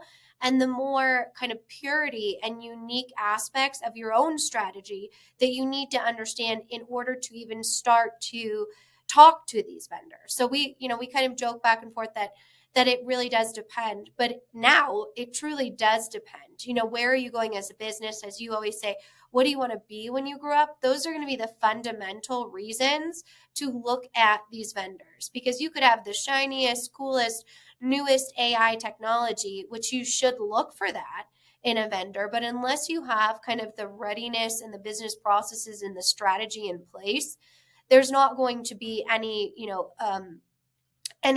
value out of that investment. So I think that piece of it on the business side and the vendor side, the amount of changing and moving and shaking that's going on is pretty unprecedented at this time. Yeah, it really is. I mean, it's anytime you have technological changes and advancements and lower barriers to entry and things of that nature, you get new competition, you get new no-name vendors that come out of nowhere and sort of make a splash in the market, and that puts pressure on the incumbents to do more and to move faster and to be more innovative and that sort of thing. So I think it's a very healthy dynamic we're seeing in the market right now for sure. I think as a buyer, it's good news because it gives you a lot of options in the marketplace. The bad news is you have a lot of options you've got to sift through now, and you've got to be objective and find the right solution or solutions for you. But that's something that third-party tech agnostic providers like Third Stage Consulting can do as an advisory firm. Yeah, 100% on that. And activating that insurance policy and kind of navigating, like it was complicated to navigate before when you had, 5 core traditional vendors. Like you kind of knew, right, who you were going to choose from a short list. But now your short list has become a very long short list.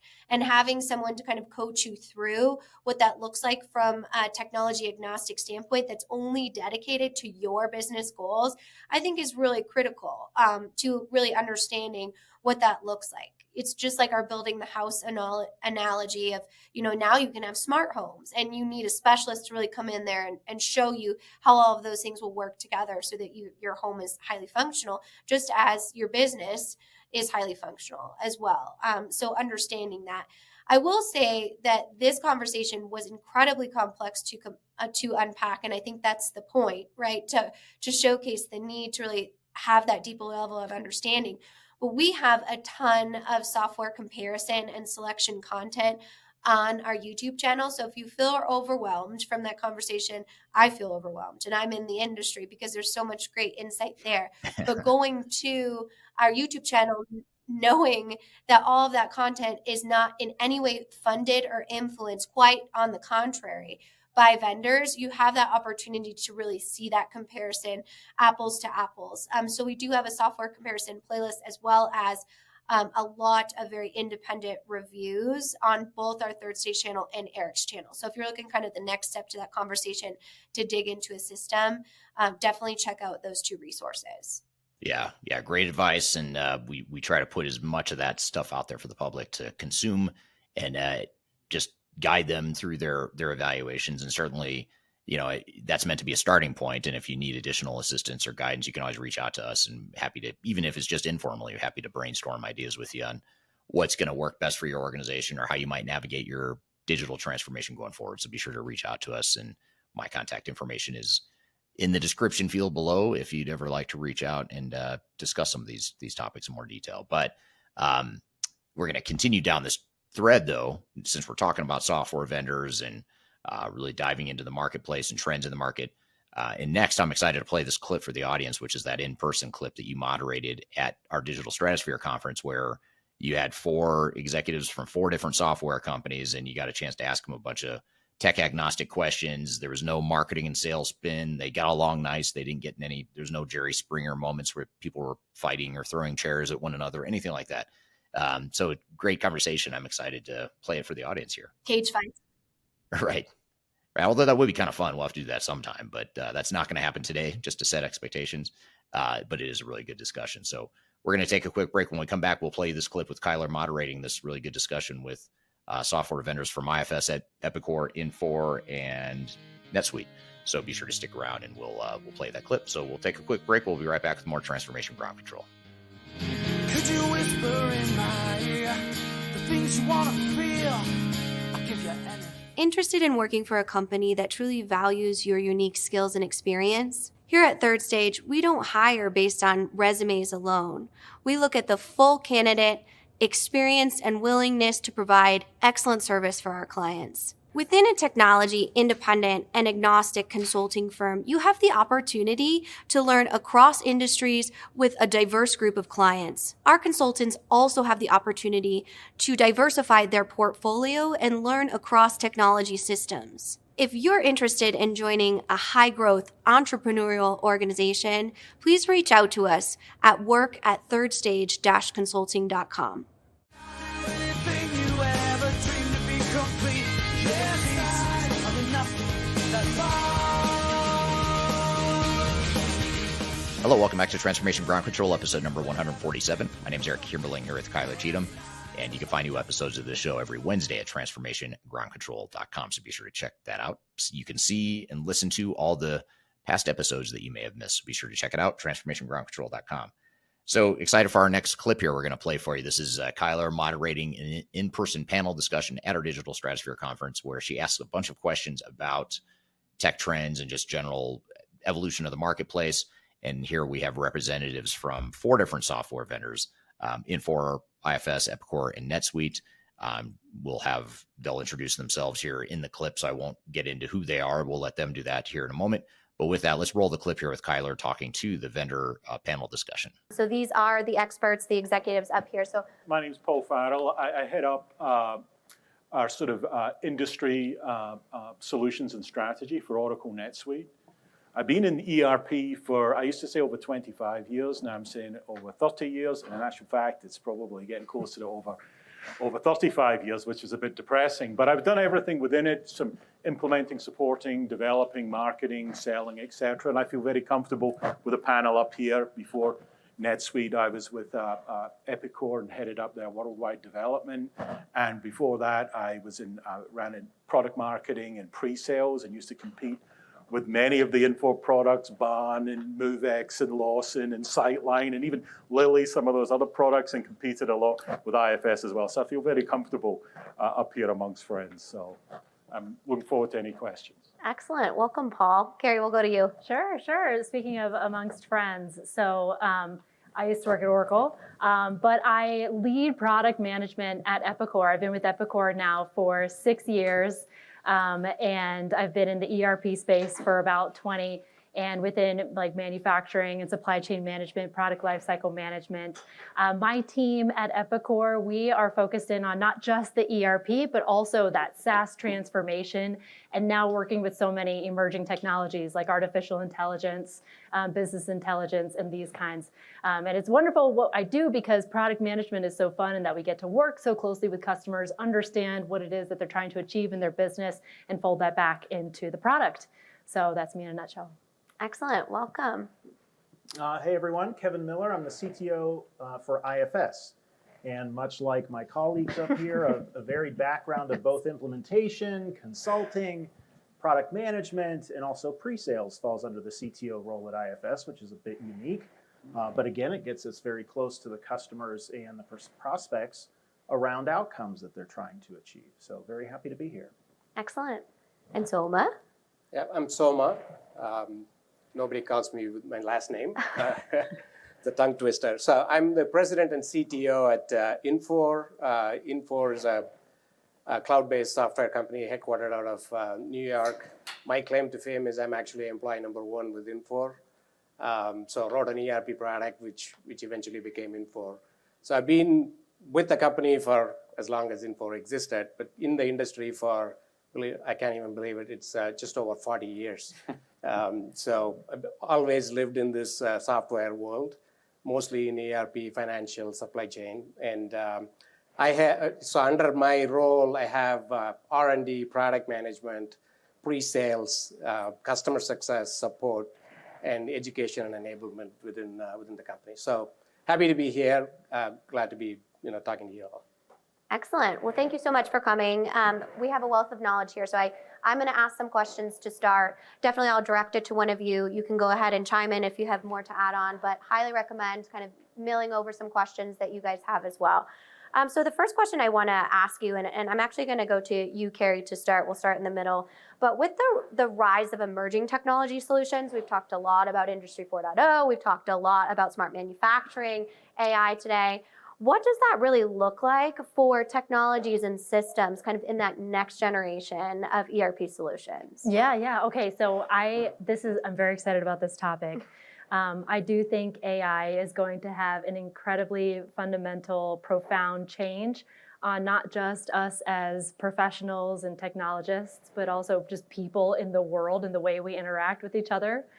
It's pretty remarkable. I was actually just chatting with somebody on my team who was saying that her daughter is a teenager and used ChatGPT to write a very compelling reason as to why she should go stay out late with a movie, and how could she say no to that? So it's just pretty remarkable to see how much this is changing and affecting all of us. I think that will absolutely bleed over into the way in which we expect to interact with technology. ERP is no different, but it will continue to change and be so seamless that we won't even really notice or realize that AI is helping to manage some of the connectivity behind the scenes, helping to serve up some of the insights that we get in the screens within our ERP or within our, any other application that we're using within our business. It will become so seamless and so easy to use, just the way in which we access information from the cloud and might not realize it. Absolutely, and maybe to you, Soma, in the CTO role and president, when you're looking at implementing these emerging technologies, what are some main considerations that you really need to understand before undergoing an AI transformation or any sort of emerging tech in your technology stack? Are you talking more about us as a software company or as a customer? I would say as a software company. Let's go with that lens, if that works for you. Yeah, definitely. That's where I live.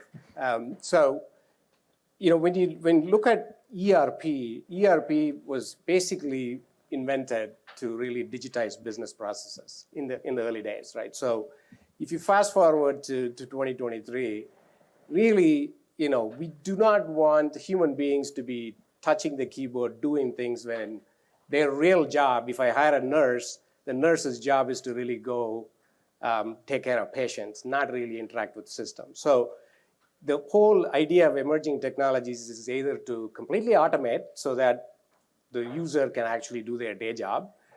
If you cannot do that, give them insights so that they can do their job quicker, right? So that's how you use data to drive innovation.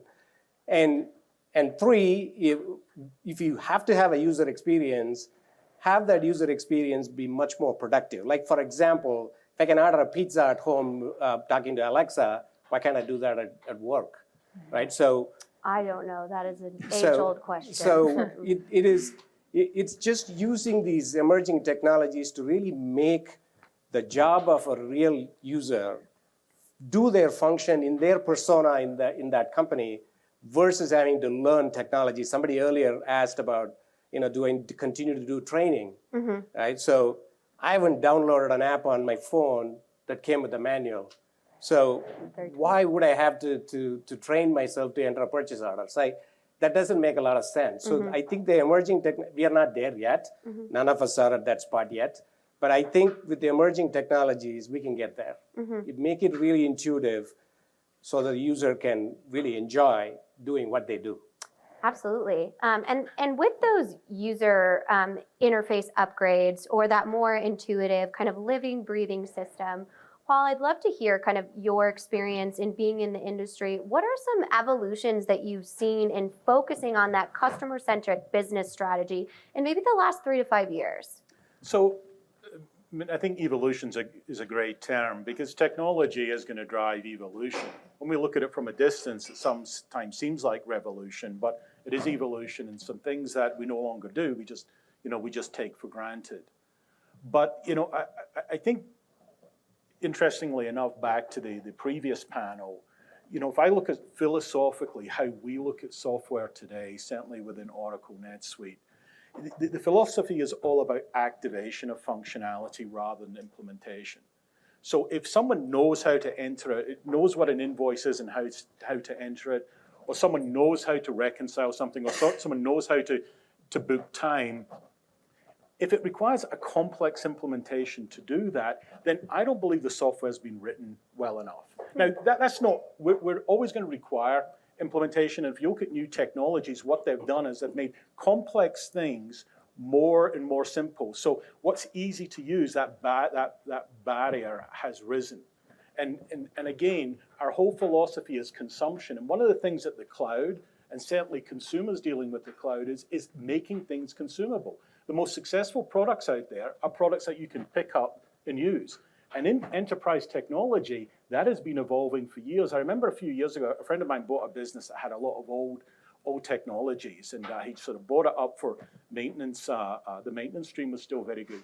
But he had to go and install NetWare, if anyone remembers NetWare. And he made a mistake, so he went to uninstall it. Couldn't do it. It took forever to do it. And we just assume that we install something that doesn't work, we can just get rid of it, and everything disappears from it.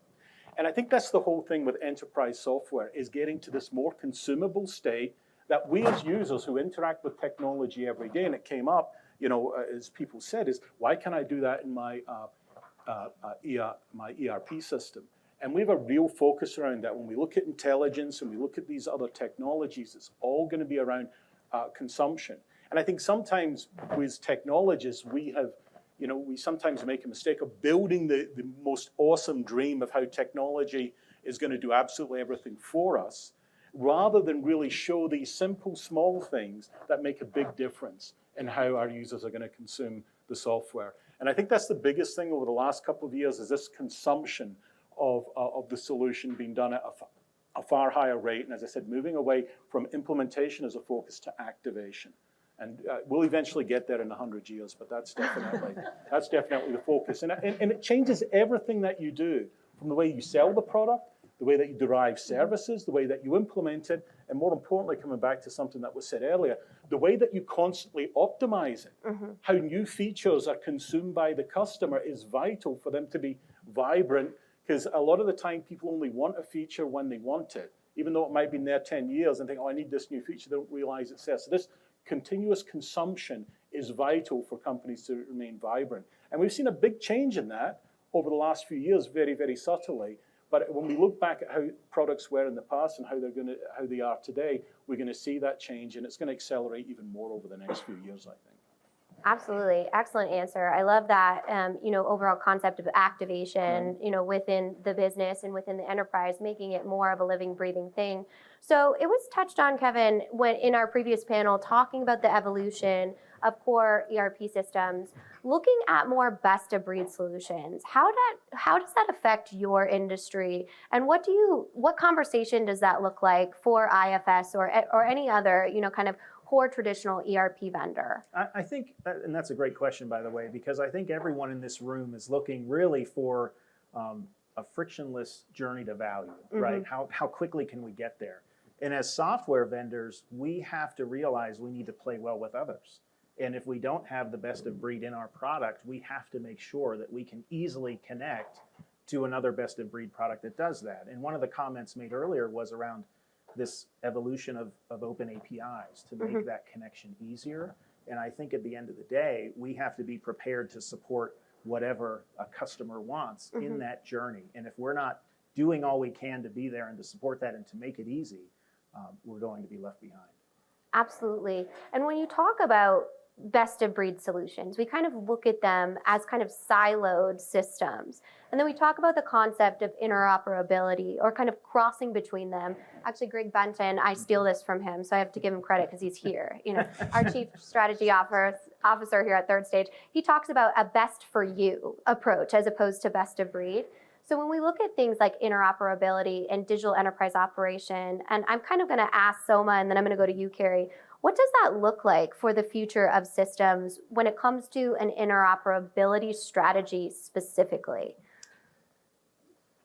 I believe there are 3 ingredients that drive digital transformation, as a foundation. One is what already was mentioned as APIs. Mm-hmm. The rich library of APIs available through a single gateway allows for flexible, business transformation, right? So you're not going to have technology as a barrier to get whatever you need to do in your business. The second is access to data, right? So ERP system is one piece of the puzzle at any given organization. That's not the whole landscape. So how do you get access to data in a holistic fashion that can drive innovation, whether it's AI, ML, or RPA, any of those initiatives to drive more efficiency requires access to data. That's kind of the second ingredient. The third is obviously security, right? Can I get access to these APIs and get access to this data to drive that, whatever the initiative is, in a secure manner? So if I have those 3 ingredients, I really believe that anything you can come up with, whether it's AI, ML driven or RPA driven or Gen AI, any of those things will require those 3 ingredients to drive the transformation you need to drive. That's a really excellent, really kind of holistic point of view. What about for Epicor, Kerrie? What does that look like for your future? Yeah, well, I think it's a great discussion point. We like to call it being a good digital citizen, because you really need to ensure that your system is able to work well with others. So it is about having that kind of integration services that are available. But it's not only the technology layer, those open APIs, the integration platform as a service, other types of data streaming technologies. It's also about how easy is it to build those integrations. When you have the types of administrators in your business or your everyday users and they need something from another system, how do you make that possible for them? How do they know when something happens in this system, then something has to happen in that system, and then that data gets transferred back to this one? And when you unlock those kinds of easy to use experiences in building these integrations, then you really get that power of the data that's flowing among the different systems, and you can create a powerful competitive advantage for your business. Yeah, absolutely. Love the data flow analogy when it comes to that. So thank you for that insight. We're here listening in on a clip of Kyler moderating a vendor panel discussion talking about trends in the marketplace. We've got a lot more to cover, but we're going to take a quick break. We'll be back with more Transformation Ground Control. When I wake up, well, I know I'm gonna be the man who wakes up next to you. When I go out. Hi, this is Eric Kimberling with Third Stage Consulting and your host of Transformation Ground Control. I want to encourage you to read our Guide to Organizational Change Management. It's a free report or a free guide that we published. It's one that I actually wrote that talks about best practices and lessons learned as it relates to change management. So as you know, on this podcast, we cover a lot of stuff related to the human sides of change, organizational change management, including training, communications, org design, all kinds of stuff as it relates to change management. So if you're trying to learn more about change management or you're looking for more direction and ideas on how to get started on your change management strategy and your overall journey, be sure to check out this guide. You can read it by scanning the QR code on the screen in front of you, or in the links below for this particular podcast episode, you can find a link to take you to the page that will allow you to register to go ahead and download that and read it for free. So be sure to check it out. It's the Guide to Organizational Change Management, written by yours truly. I hope you enjoy it. Let me know what you think, and hope you enjoy the rest of this episode.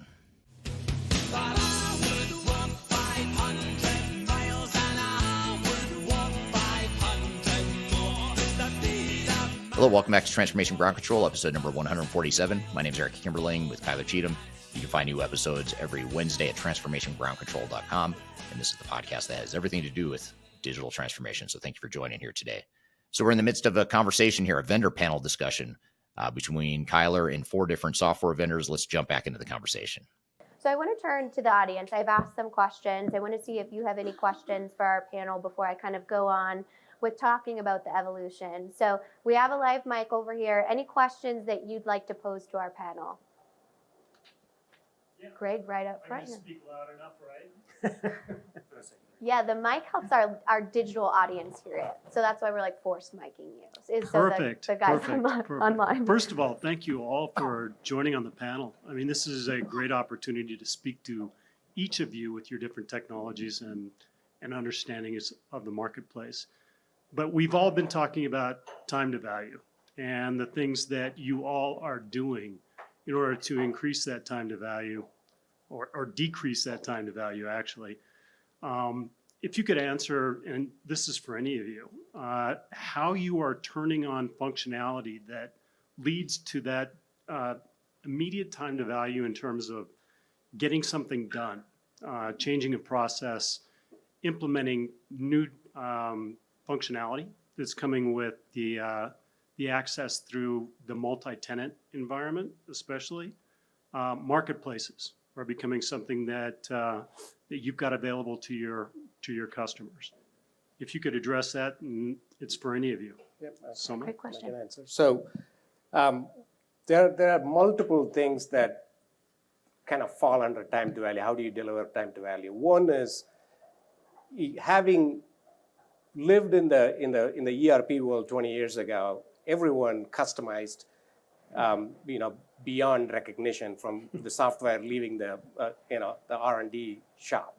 So once that happens, anything you want to do, it's counter to time to value. So how do you solve that? So having functionality that is purpose built for some industry that you're serving, that drives customizations down, that is time to value. 2, delivering capability that already multiple folks have talked about, that is interoperable, that you can live in the customer's ecosystem rather than the customer living in your ecosystem, the vendor's ecosystem. That drives time to value. 3, in a multi-tenant world, you have access to industry data across many customers. Take food and beverage or any industry you pick.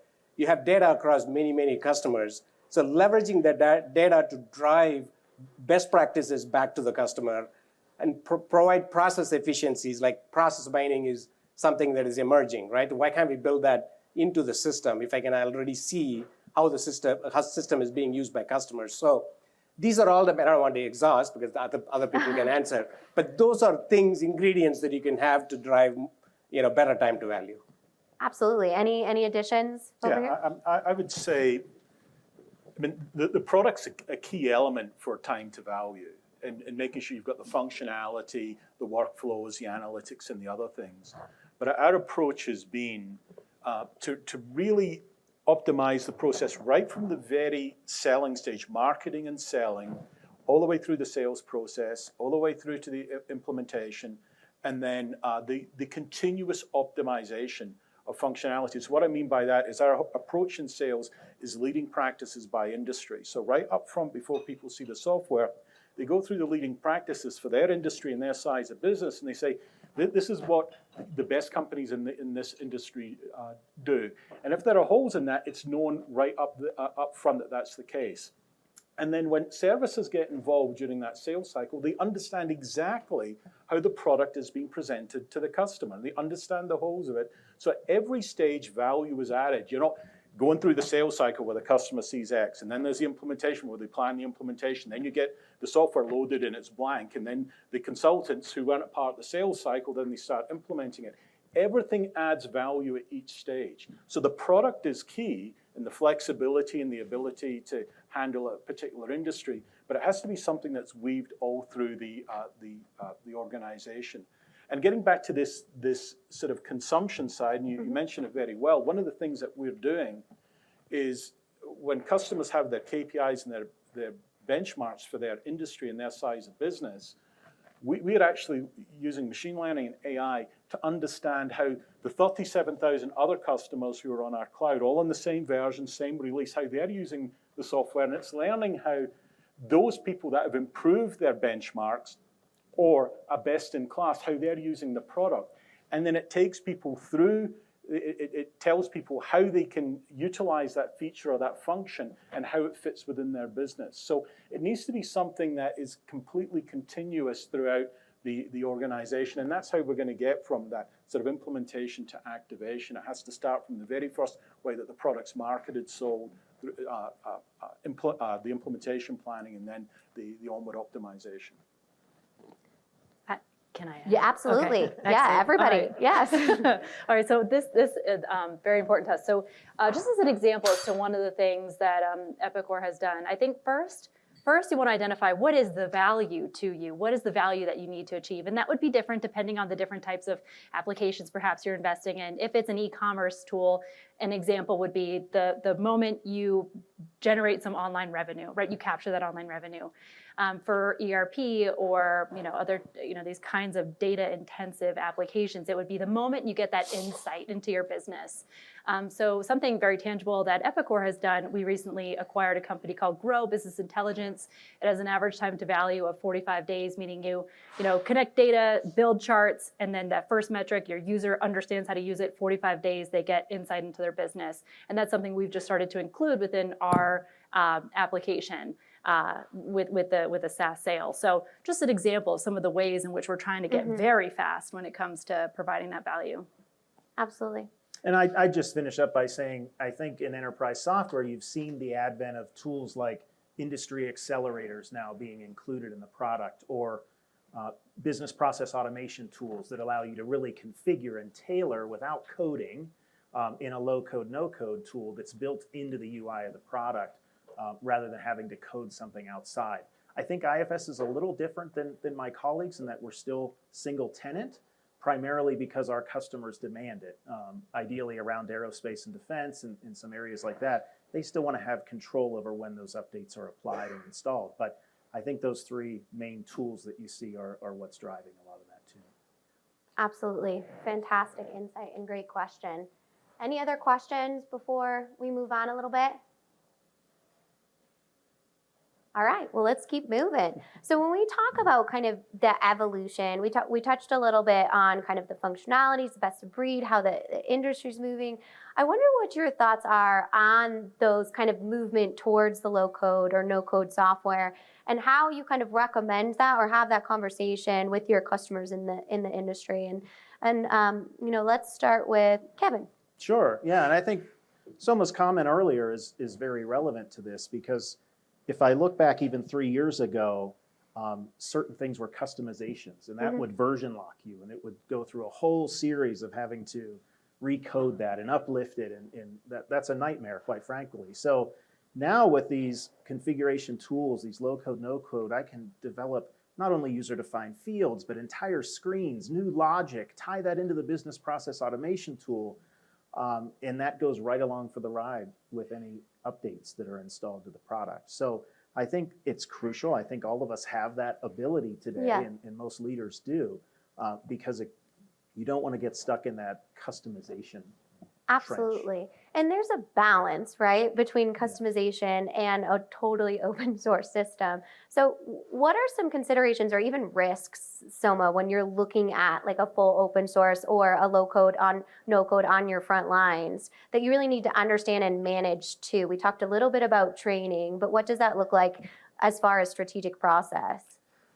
Yeah, one of the things that I agree with this comment that you want to have the ability for customers to modify to the extent that is their secret sauce in terms of their business differentiation that drives value for the customer. So you need the ability for the customer to do that, but you want to be able to do that in a governed way, right? Like so, if it is not in a multi-tenant system, there is no such thing called customization, right? It has to live in an upgradable, upgrade-friendly way, right? So it has to be done in an extensibility fashion.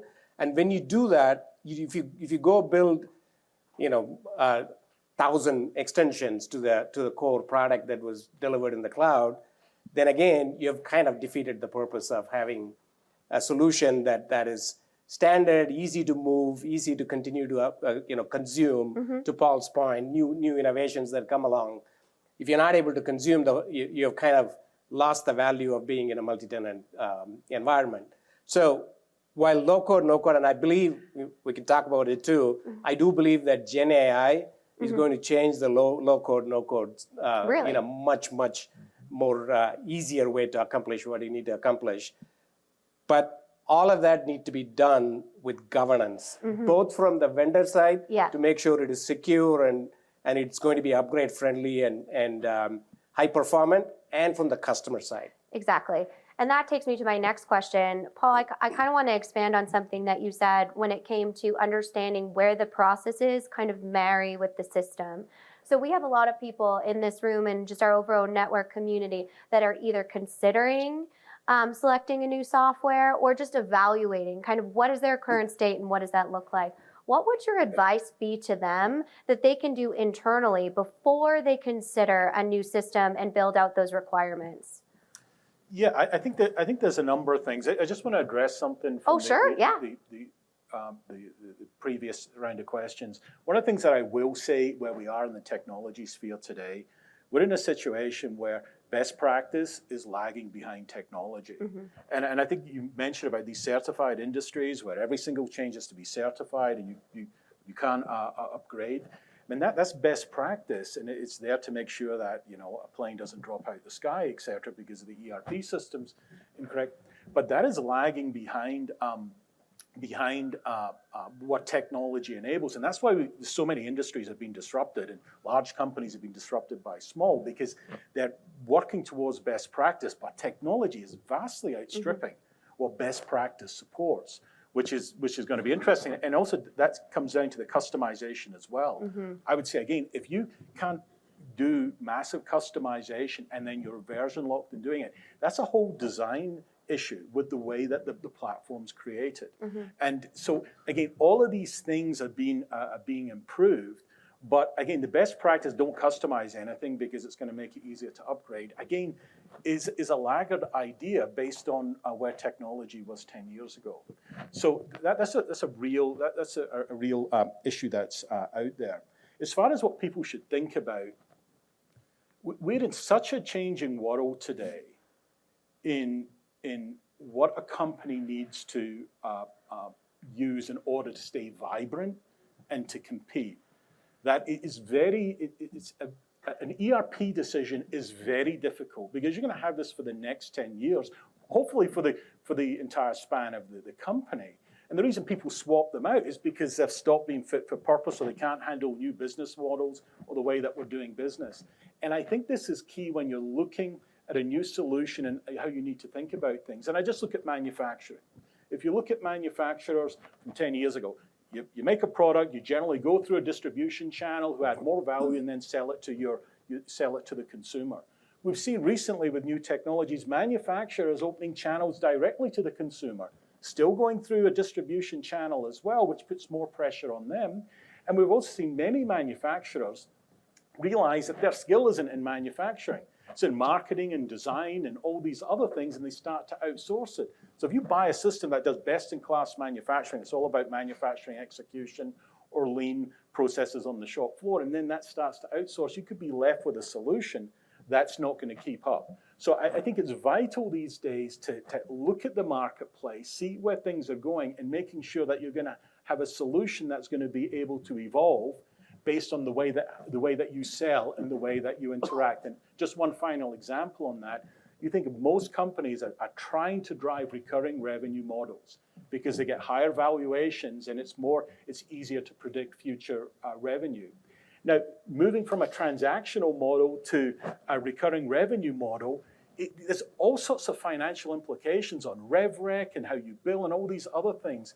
And again, if you're not thinking about how the business and how your industry is going to evolve, you might end up spending a huge amount of money buying a solution that actually holds you back and doesn't give you that flexibility if you're just looking for it on what it's going to do for you in the very short term.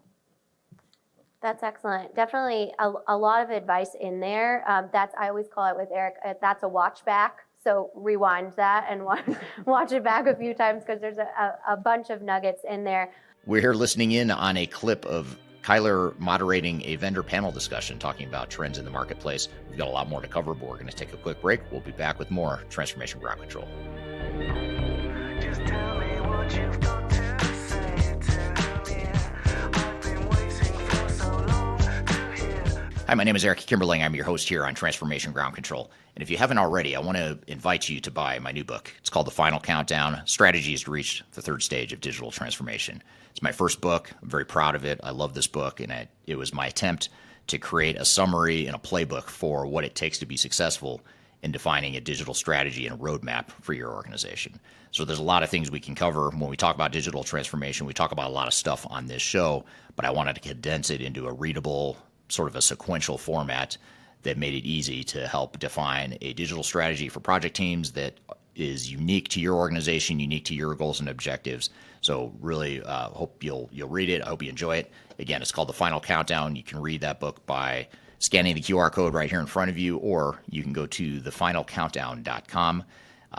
Again, it's been an Amazon bestseller since it came out, so I encourage you to check it out and love to hear your views and your comments on it too. So The Final Countdown, my new book, you can go to thefinalcountdown.com or scan the QR code in front of you. Hope you enjoy, and we'll see you soon.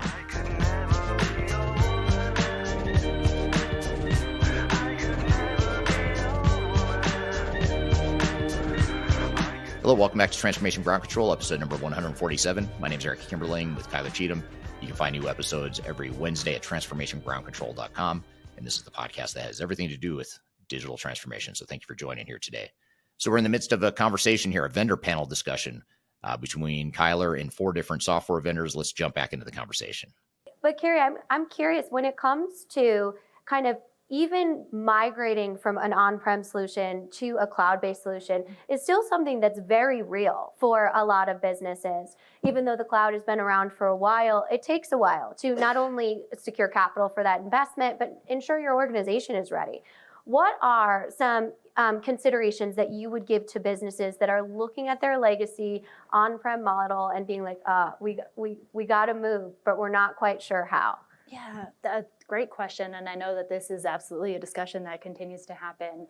I think these were great comments made because one of the things that's important to really consider is, of course, your business, the industry that you're in, the compliance regulations that you have to comply with, and that could potentially dictate not just moving to cloud, but what type of cloud, right? Because there are so many options out there in the industry, and I definitely encourage you to do that research, right? Because you have the single tenant, you have the dedicated tenant, which is like dedicated databases, but still some shared architecture. You have the multi-tenant, which is really, truly the shared architecture.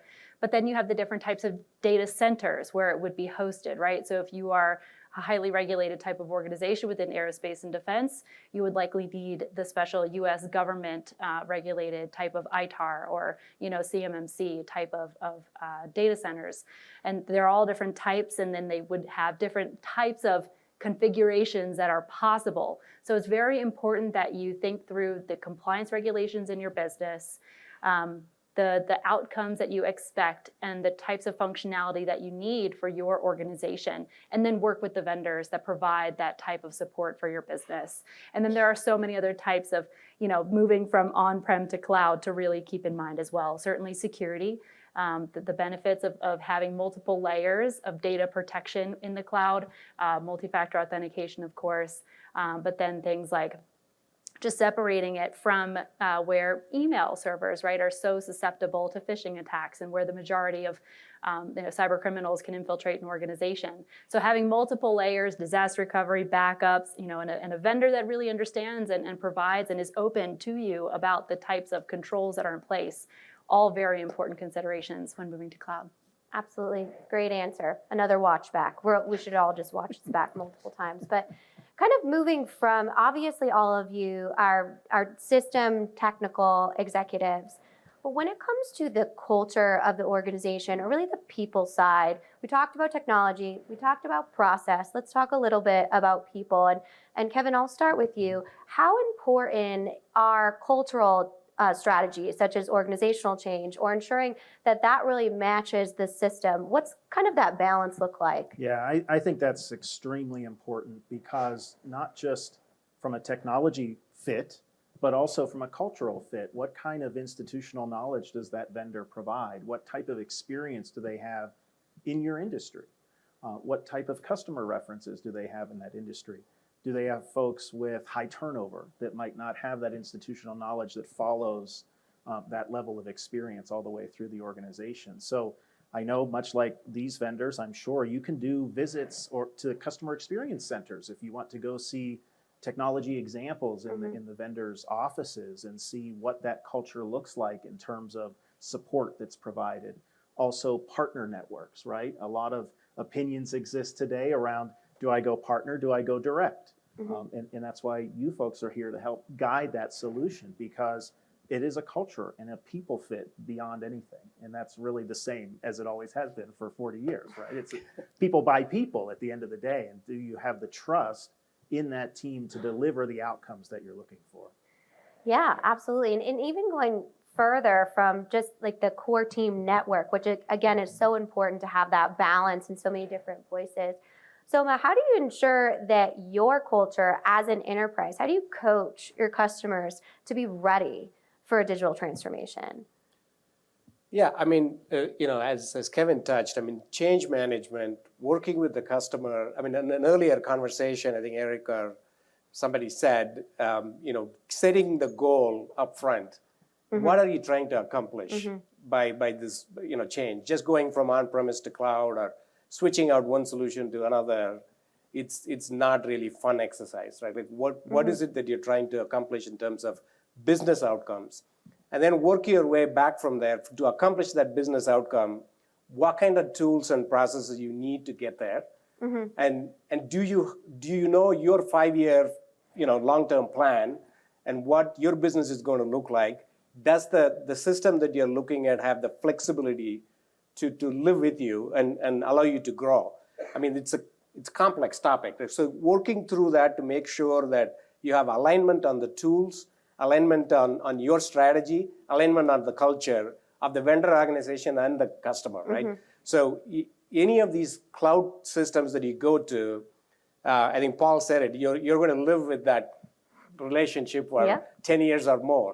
So you need to have that alignment. And is this vendor going to be close to your organization to help you stand side by side, to help you grow as you grow? Like it has to be mutual benefit, right? Otherwise, this doesn't work. For sure. Yeah, absolutely. I mean, that overall partnership, and what does partnership mean? What does that word mean? We kind of deconstruct that relationship to secure that alignment.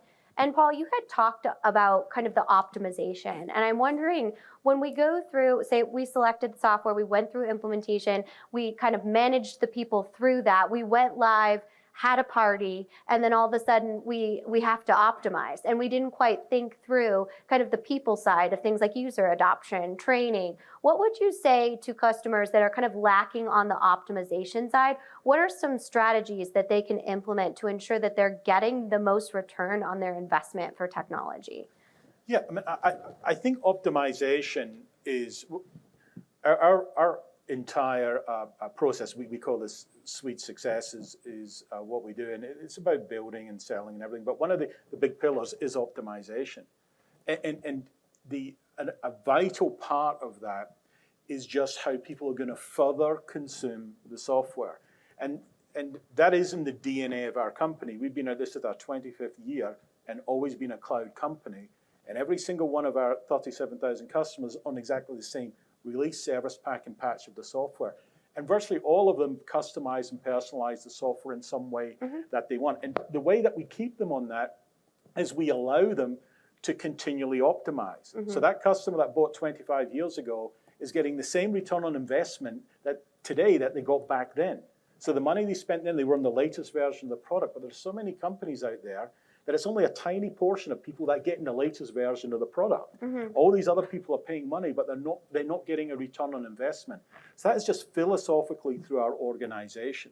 So within that is this whole thing about you always thinking about how you're going to take on new capability and how you're going to roll that out more to the customer. And it's all about success, and it's all about concentrating on value. I love to hear people talking about value. I'm sort of old lean guy, and I love the Toyota production system and the way that they focused on value. And it's as relevant today as it was back then, but it's all about how you're going to continually take account of new things that come out there. Now, for years, I'd say 30 years, I've worked in ERP and dealing with customers, always on the vendor side. And it's amazing, almost every customer event I go to where people say, we want this in the product, I would say 95% of the things people request are in the product. Because because they went live, implemented it, and didn't think about that, didn't go and look at the release notes. And anyone out there, incidentally, if anyone can work out a way that we can get people to read release notes and read what's coming in the product in a most effective way, tell me, because they've tried absolutely everything. And because the thing is, people only want something new when they want something new. And it's only at that time it becomes important. So we put a lot of time and effort so that people can discover what's needed. And as I said, when someone's in the application and they're doing something, I'll give you a small example. When someone is going and running a query and it takes more than 30 seconds, we'll tell them, you know something? This would be instantaneous if you move this query to the BI system. So why don't you move that to the BI system where it's cached and it does all the clever things so it's instantaneous. And it's things like that, and again, using intelligence to help people optimize and consume more of the product. And more importantly, and I'm sorry I'm whispering on here. Oh, no, no. More importantly, again, getting to that consumer side, the way that you make that effective is you let the person know who uses the product every day, uses that particular area, know that this new feature comes through. Because a lot of the time, the new features, the release notes, it's the admin people or it's the IT people that read it, and they'll decide whether it's important or not for the end user. So again, in this next generation of technology, it's how the technology lets the AR clerk or the planner or the warehouse manager know that this new features, and this is the way it's going to improve what you're doing now. And that's where I think a lot of the newer technology coming through is going to help substantially this continuous optimization. Oh, of course, absolutely. So I couldn't agree more with what Paul said. So this is a huge challenge in a cloud environment. We at Infor, we keep adding new features every 6 months. Actually, initially we were adding every month, which was too hard for customers to keep up with. So every 6 months we basically open up, here are new features. But still, customers and the users, you got to be targeting the end user. Like the ERP of the last era was much more geared towards power users. There's a few people, they spend all day learning about the ERP, and it worked quite okay because they understand what they need to do. But now you're targeting the real end user. They need to be enabled, and they need to be able to turn on features that they're not even aware of. So how do you get that to awareness to the user? That drives a lot more adoption. And adoption is the name of the game in cloud. Yeah, absolutely. I mean, adoption is the name of the game in life, right? Like, so that absolutely is true. So we're here listening in on a clip of Kyler moderating a vendor panel discussion talking about trends in the marketplace. We've got a lot more to cover, but we're going to take a quick break. We'll be back with more Transformation Ground Control. Could you whisper in my ear the things you want to feel? I'll give you anything. Interested in working for a company that truly values your unique skills and experience? Here at Third Stage, we don't hire based on resumes alone. We look at the full candidate, experience, and willingness to provide excellent service for our clients. Within a technology independent and agnostic consulting firm, you have the opportunity to learn across industries with a diverse group of clients. Our consultants also have the opportunity to diversify their portfolio and learn across technology systems. If you're interested in joining a high-growth entrepreneurial organization, please reach out to us at work@thirdstage-consulting.com.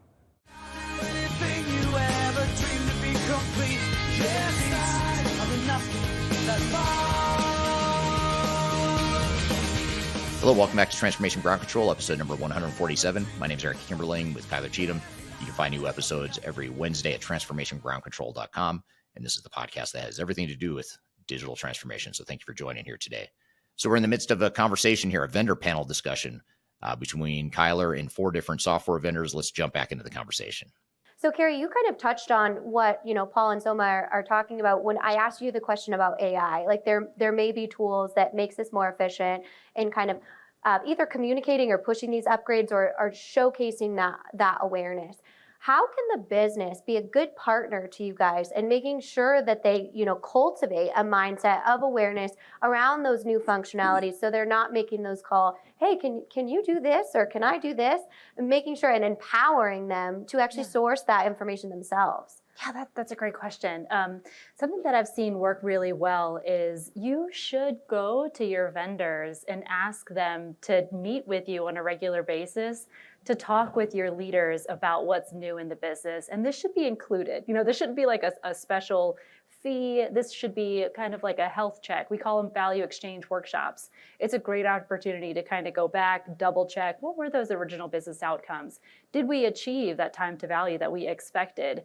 And then you can kind of have a discussion around what needs to change.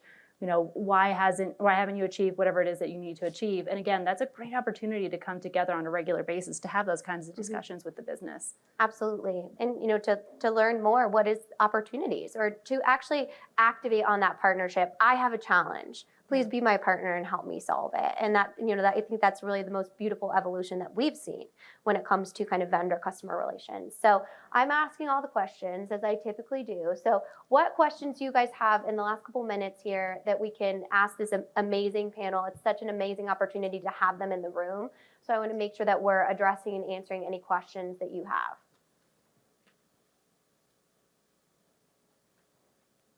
We got a mic coming over.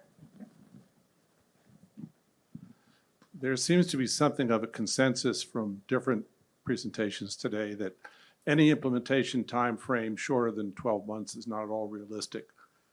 Any thoughts from any of you about ways that implementation time frames could be shortened? Yeah, I don't agree with that at all. I feel as I'm in the last panel now, and I just have to say the opposite. Good for you. I think our philosophy in growing our business is, we call it land and expand. And that is to implement the most impactful value as quickly as possible. I mean, one of the things that ERP has suffered from for many years is selling future value. Buy all of this stuff, go and implement it for 2 years, and you get all of this value. And then people get tired or whatever else. Our whole philosophy is getting people live in under 100 days. And that is our average. That is not a made-up stat, that is average. But it might be financials plus, getting that first pillar done and implemented.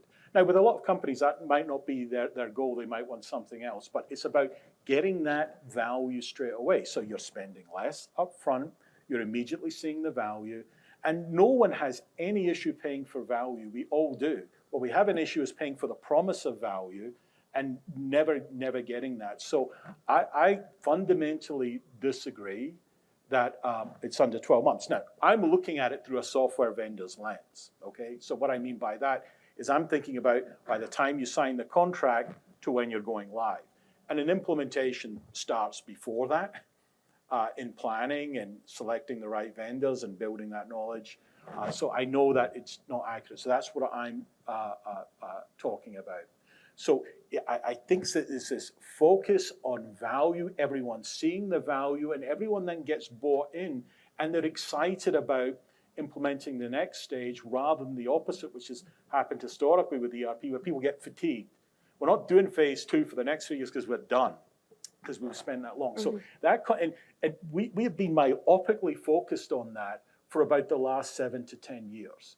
And we're always looking at ways of improving that. Technology's helping, philosophy's helping, process is helping doing that. But I fundamentally disagree that anything less than 12 months is I would agree with your comment. And we on an average, if anything goes over a year, that's way too long in the cloud world, right? You have to be able to define, you cannot go live with everything, to Paul's point, but you define what is of most value that has the least risk, and then prioritize that first. And you should be able to do that. The vendor and the customer should be able to work together to stage that implementation in such a way that you start to realize value in a much shorter time frame than 12 months or more. And we see the same thing. I mean, We haven't done quite 100-day implementations a lot, but 9 months or less, I've seen a lot of those implementations where people start to see value in the cloud.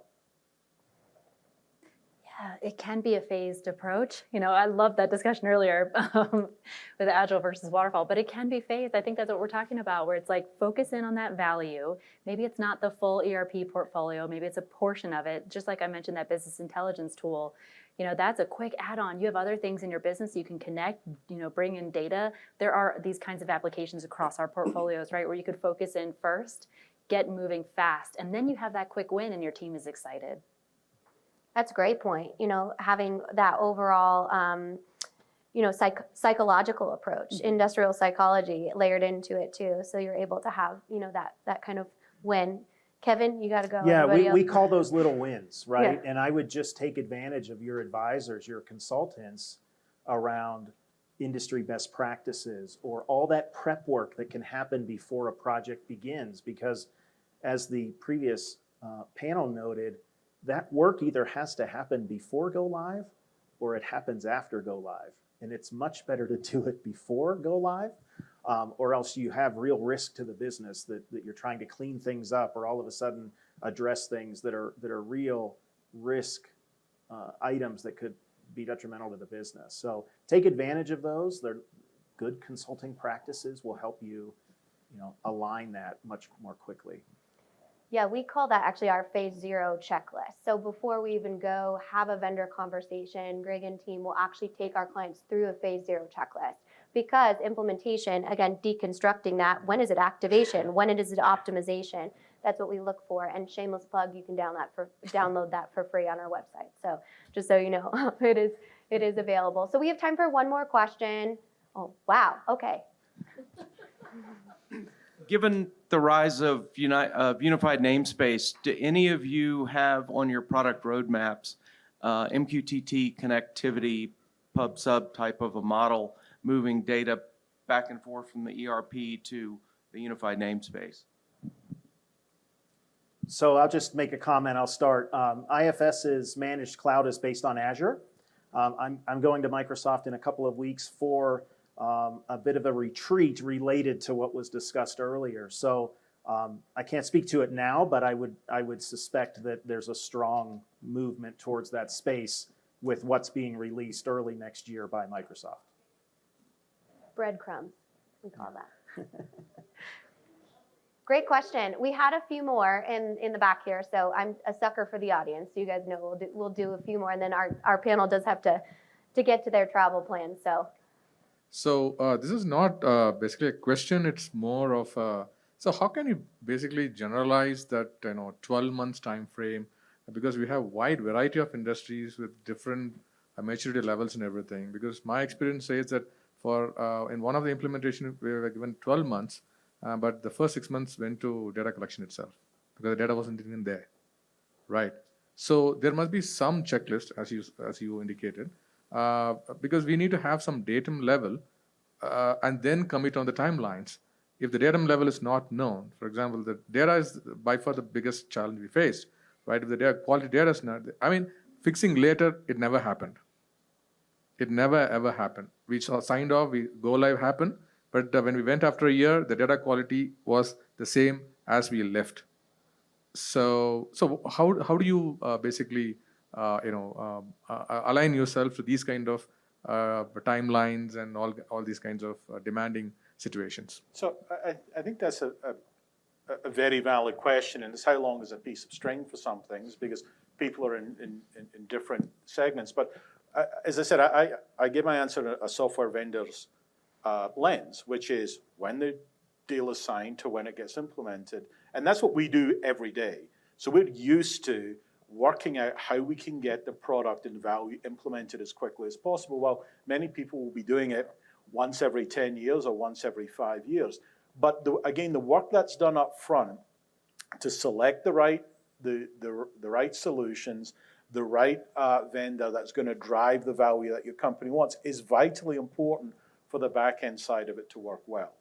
But there are definitely, NetSuite has implementations that have taken 18 months. I'm not saying that doesn't happen. It does happen. I'm saying on average, it's under 100 days, and our philosophy is about doing that. And we do it all the time, so we're used to it, so we can add a lot of value there.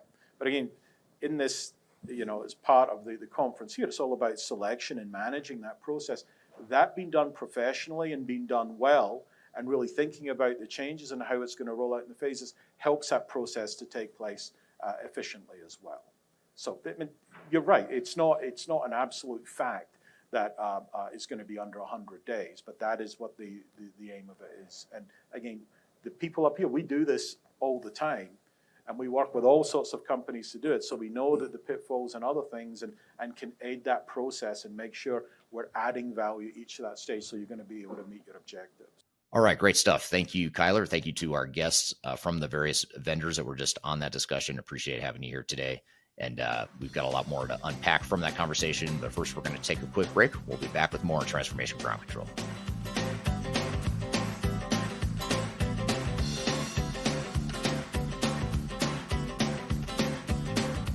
If you are aiming for transformation success, turn to Third Stage Consulting Group. Third Stage's independent and technology agnostic consulting team helps clients define their digital strategies, define their roadmaps, and manage their transformations. With offices in the US, Europe, and Australia, our team helps the world's most forward-thinking organizations through their transformation pitfalls and risks. If you are embarking on a digital transformation or business change initiative, contact Third Stage Consulting to see how we can help you reach the third stage of transformation success.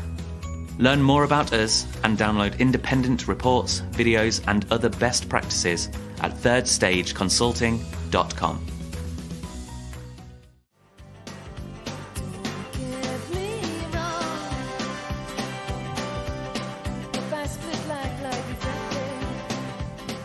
Hello, welcome back to Transformation Ground Control, episode number 147. My name is Eric Kimberly, here with Kyler Cheatham. And Kyler, we just had this great vendor panel discussion that we played, the clip we played for the audience here that you moderated with the vendor panelists. What were some of your thoughts from that discussion? I mean, well, what an honor, first of all, to even have that amount of experience in the room, but be able to have that conversation and just to kind of set the stage for these events. Sometimes it can be kind of awkward to have vendors in the room because we do have speakers, a lot of times that are saying things about vendor biases. And that's the point, right? We want to give them the opportunity to react to that or to have, a say in that conversation. And the reason that level of executives came to the event was because they see the value in having a transparent conversation. And you'll see that in some of our audience questions that they asked as well. So it was an incredible opportunity to ask directly, what should be my implementation timeline? What should I be asking in those questions about new trends or research and development? What does my vendor relationship look like? All of those are very critical questions, and you kind of heard from the top down of where they're going as actual entities and systems and leadership alignment. So I think it was an amazing opportunity to really ask that. And I want to give our audience here an opportunity to ask questions as well. So if you do put your questions in the comments that you have for those specific stakeholders, I will tag them and their support team on here so that you're able to get those questions answered as well. And we're continued to have that diverse and transparent dialogue. But what an amazing opportunity to hear from them about kind of the future of their systems and really the customer-centric, I think, approaches really got me, Eric. And I know that's, an approach you preach and Third Stage is really built upon as a founding core principle. Yeah, absolutely. Yeah, and it's we try to strike that balance between being completely tech agnostic and not having vendor influence. We certainly are not affiliated financially or any other way with software vendors, but also, reaching out and trying to understand the vendors too. You have to do both. You have to be unaffiliated, but obviously we have to play nice with software vendors. And that's why it's great to see this panel discussion and see what great job you did facilitating that session or moderating the session. And, just hearing these different opinions that are coming from some of the thought leaders in the space too. So it was really interesting. 100%, and highly recommend that you follow who we've tagged in the description here and their teams to kind of stay up to date on that thought leadership. And of course, if you have questions about specific systems, you can either ask them here or on our YouTube channel as well. We have reviews of all of the systems in multiple formats that we featured there as well. On that panel. So thank you, Eric, for all, the great content, inviting them. You're really the reason that they showed up, right? Was because of your connection with them. And thank you to the vendors for all of the transparent conversation. If you want more, have questions, definitely leave those comments here and we'll collect them and connect you with the right people. Yeah, sounds great. Well, look forward to doing more of those discussions too, and involving a ever increasingly diverse group of people in those discussions too. So that'll be great. And thank you for moderating that. And thank you to the all the guests we had on the show here today. Really appreciate their involvement. And thank you most of all to the audience for the great, not only the support of this podcast, but also asking great questions and having good engagement here. One thing you can do to help us is to share this podcast with others in your network and in your community. So we'd love to get the word out to more people. So appreciate anything you can do to help spread the word. So thank you for being here today. Love this episode. Love being with you guys, and hope you have a great rest of your week. And we'll see you next week on the next episode of Transformation Ground Control. Have a great week. We'll see you soon.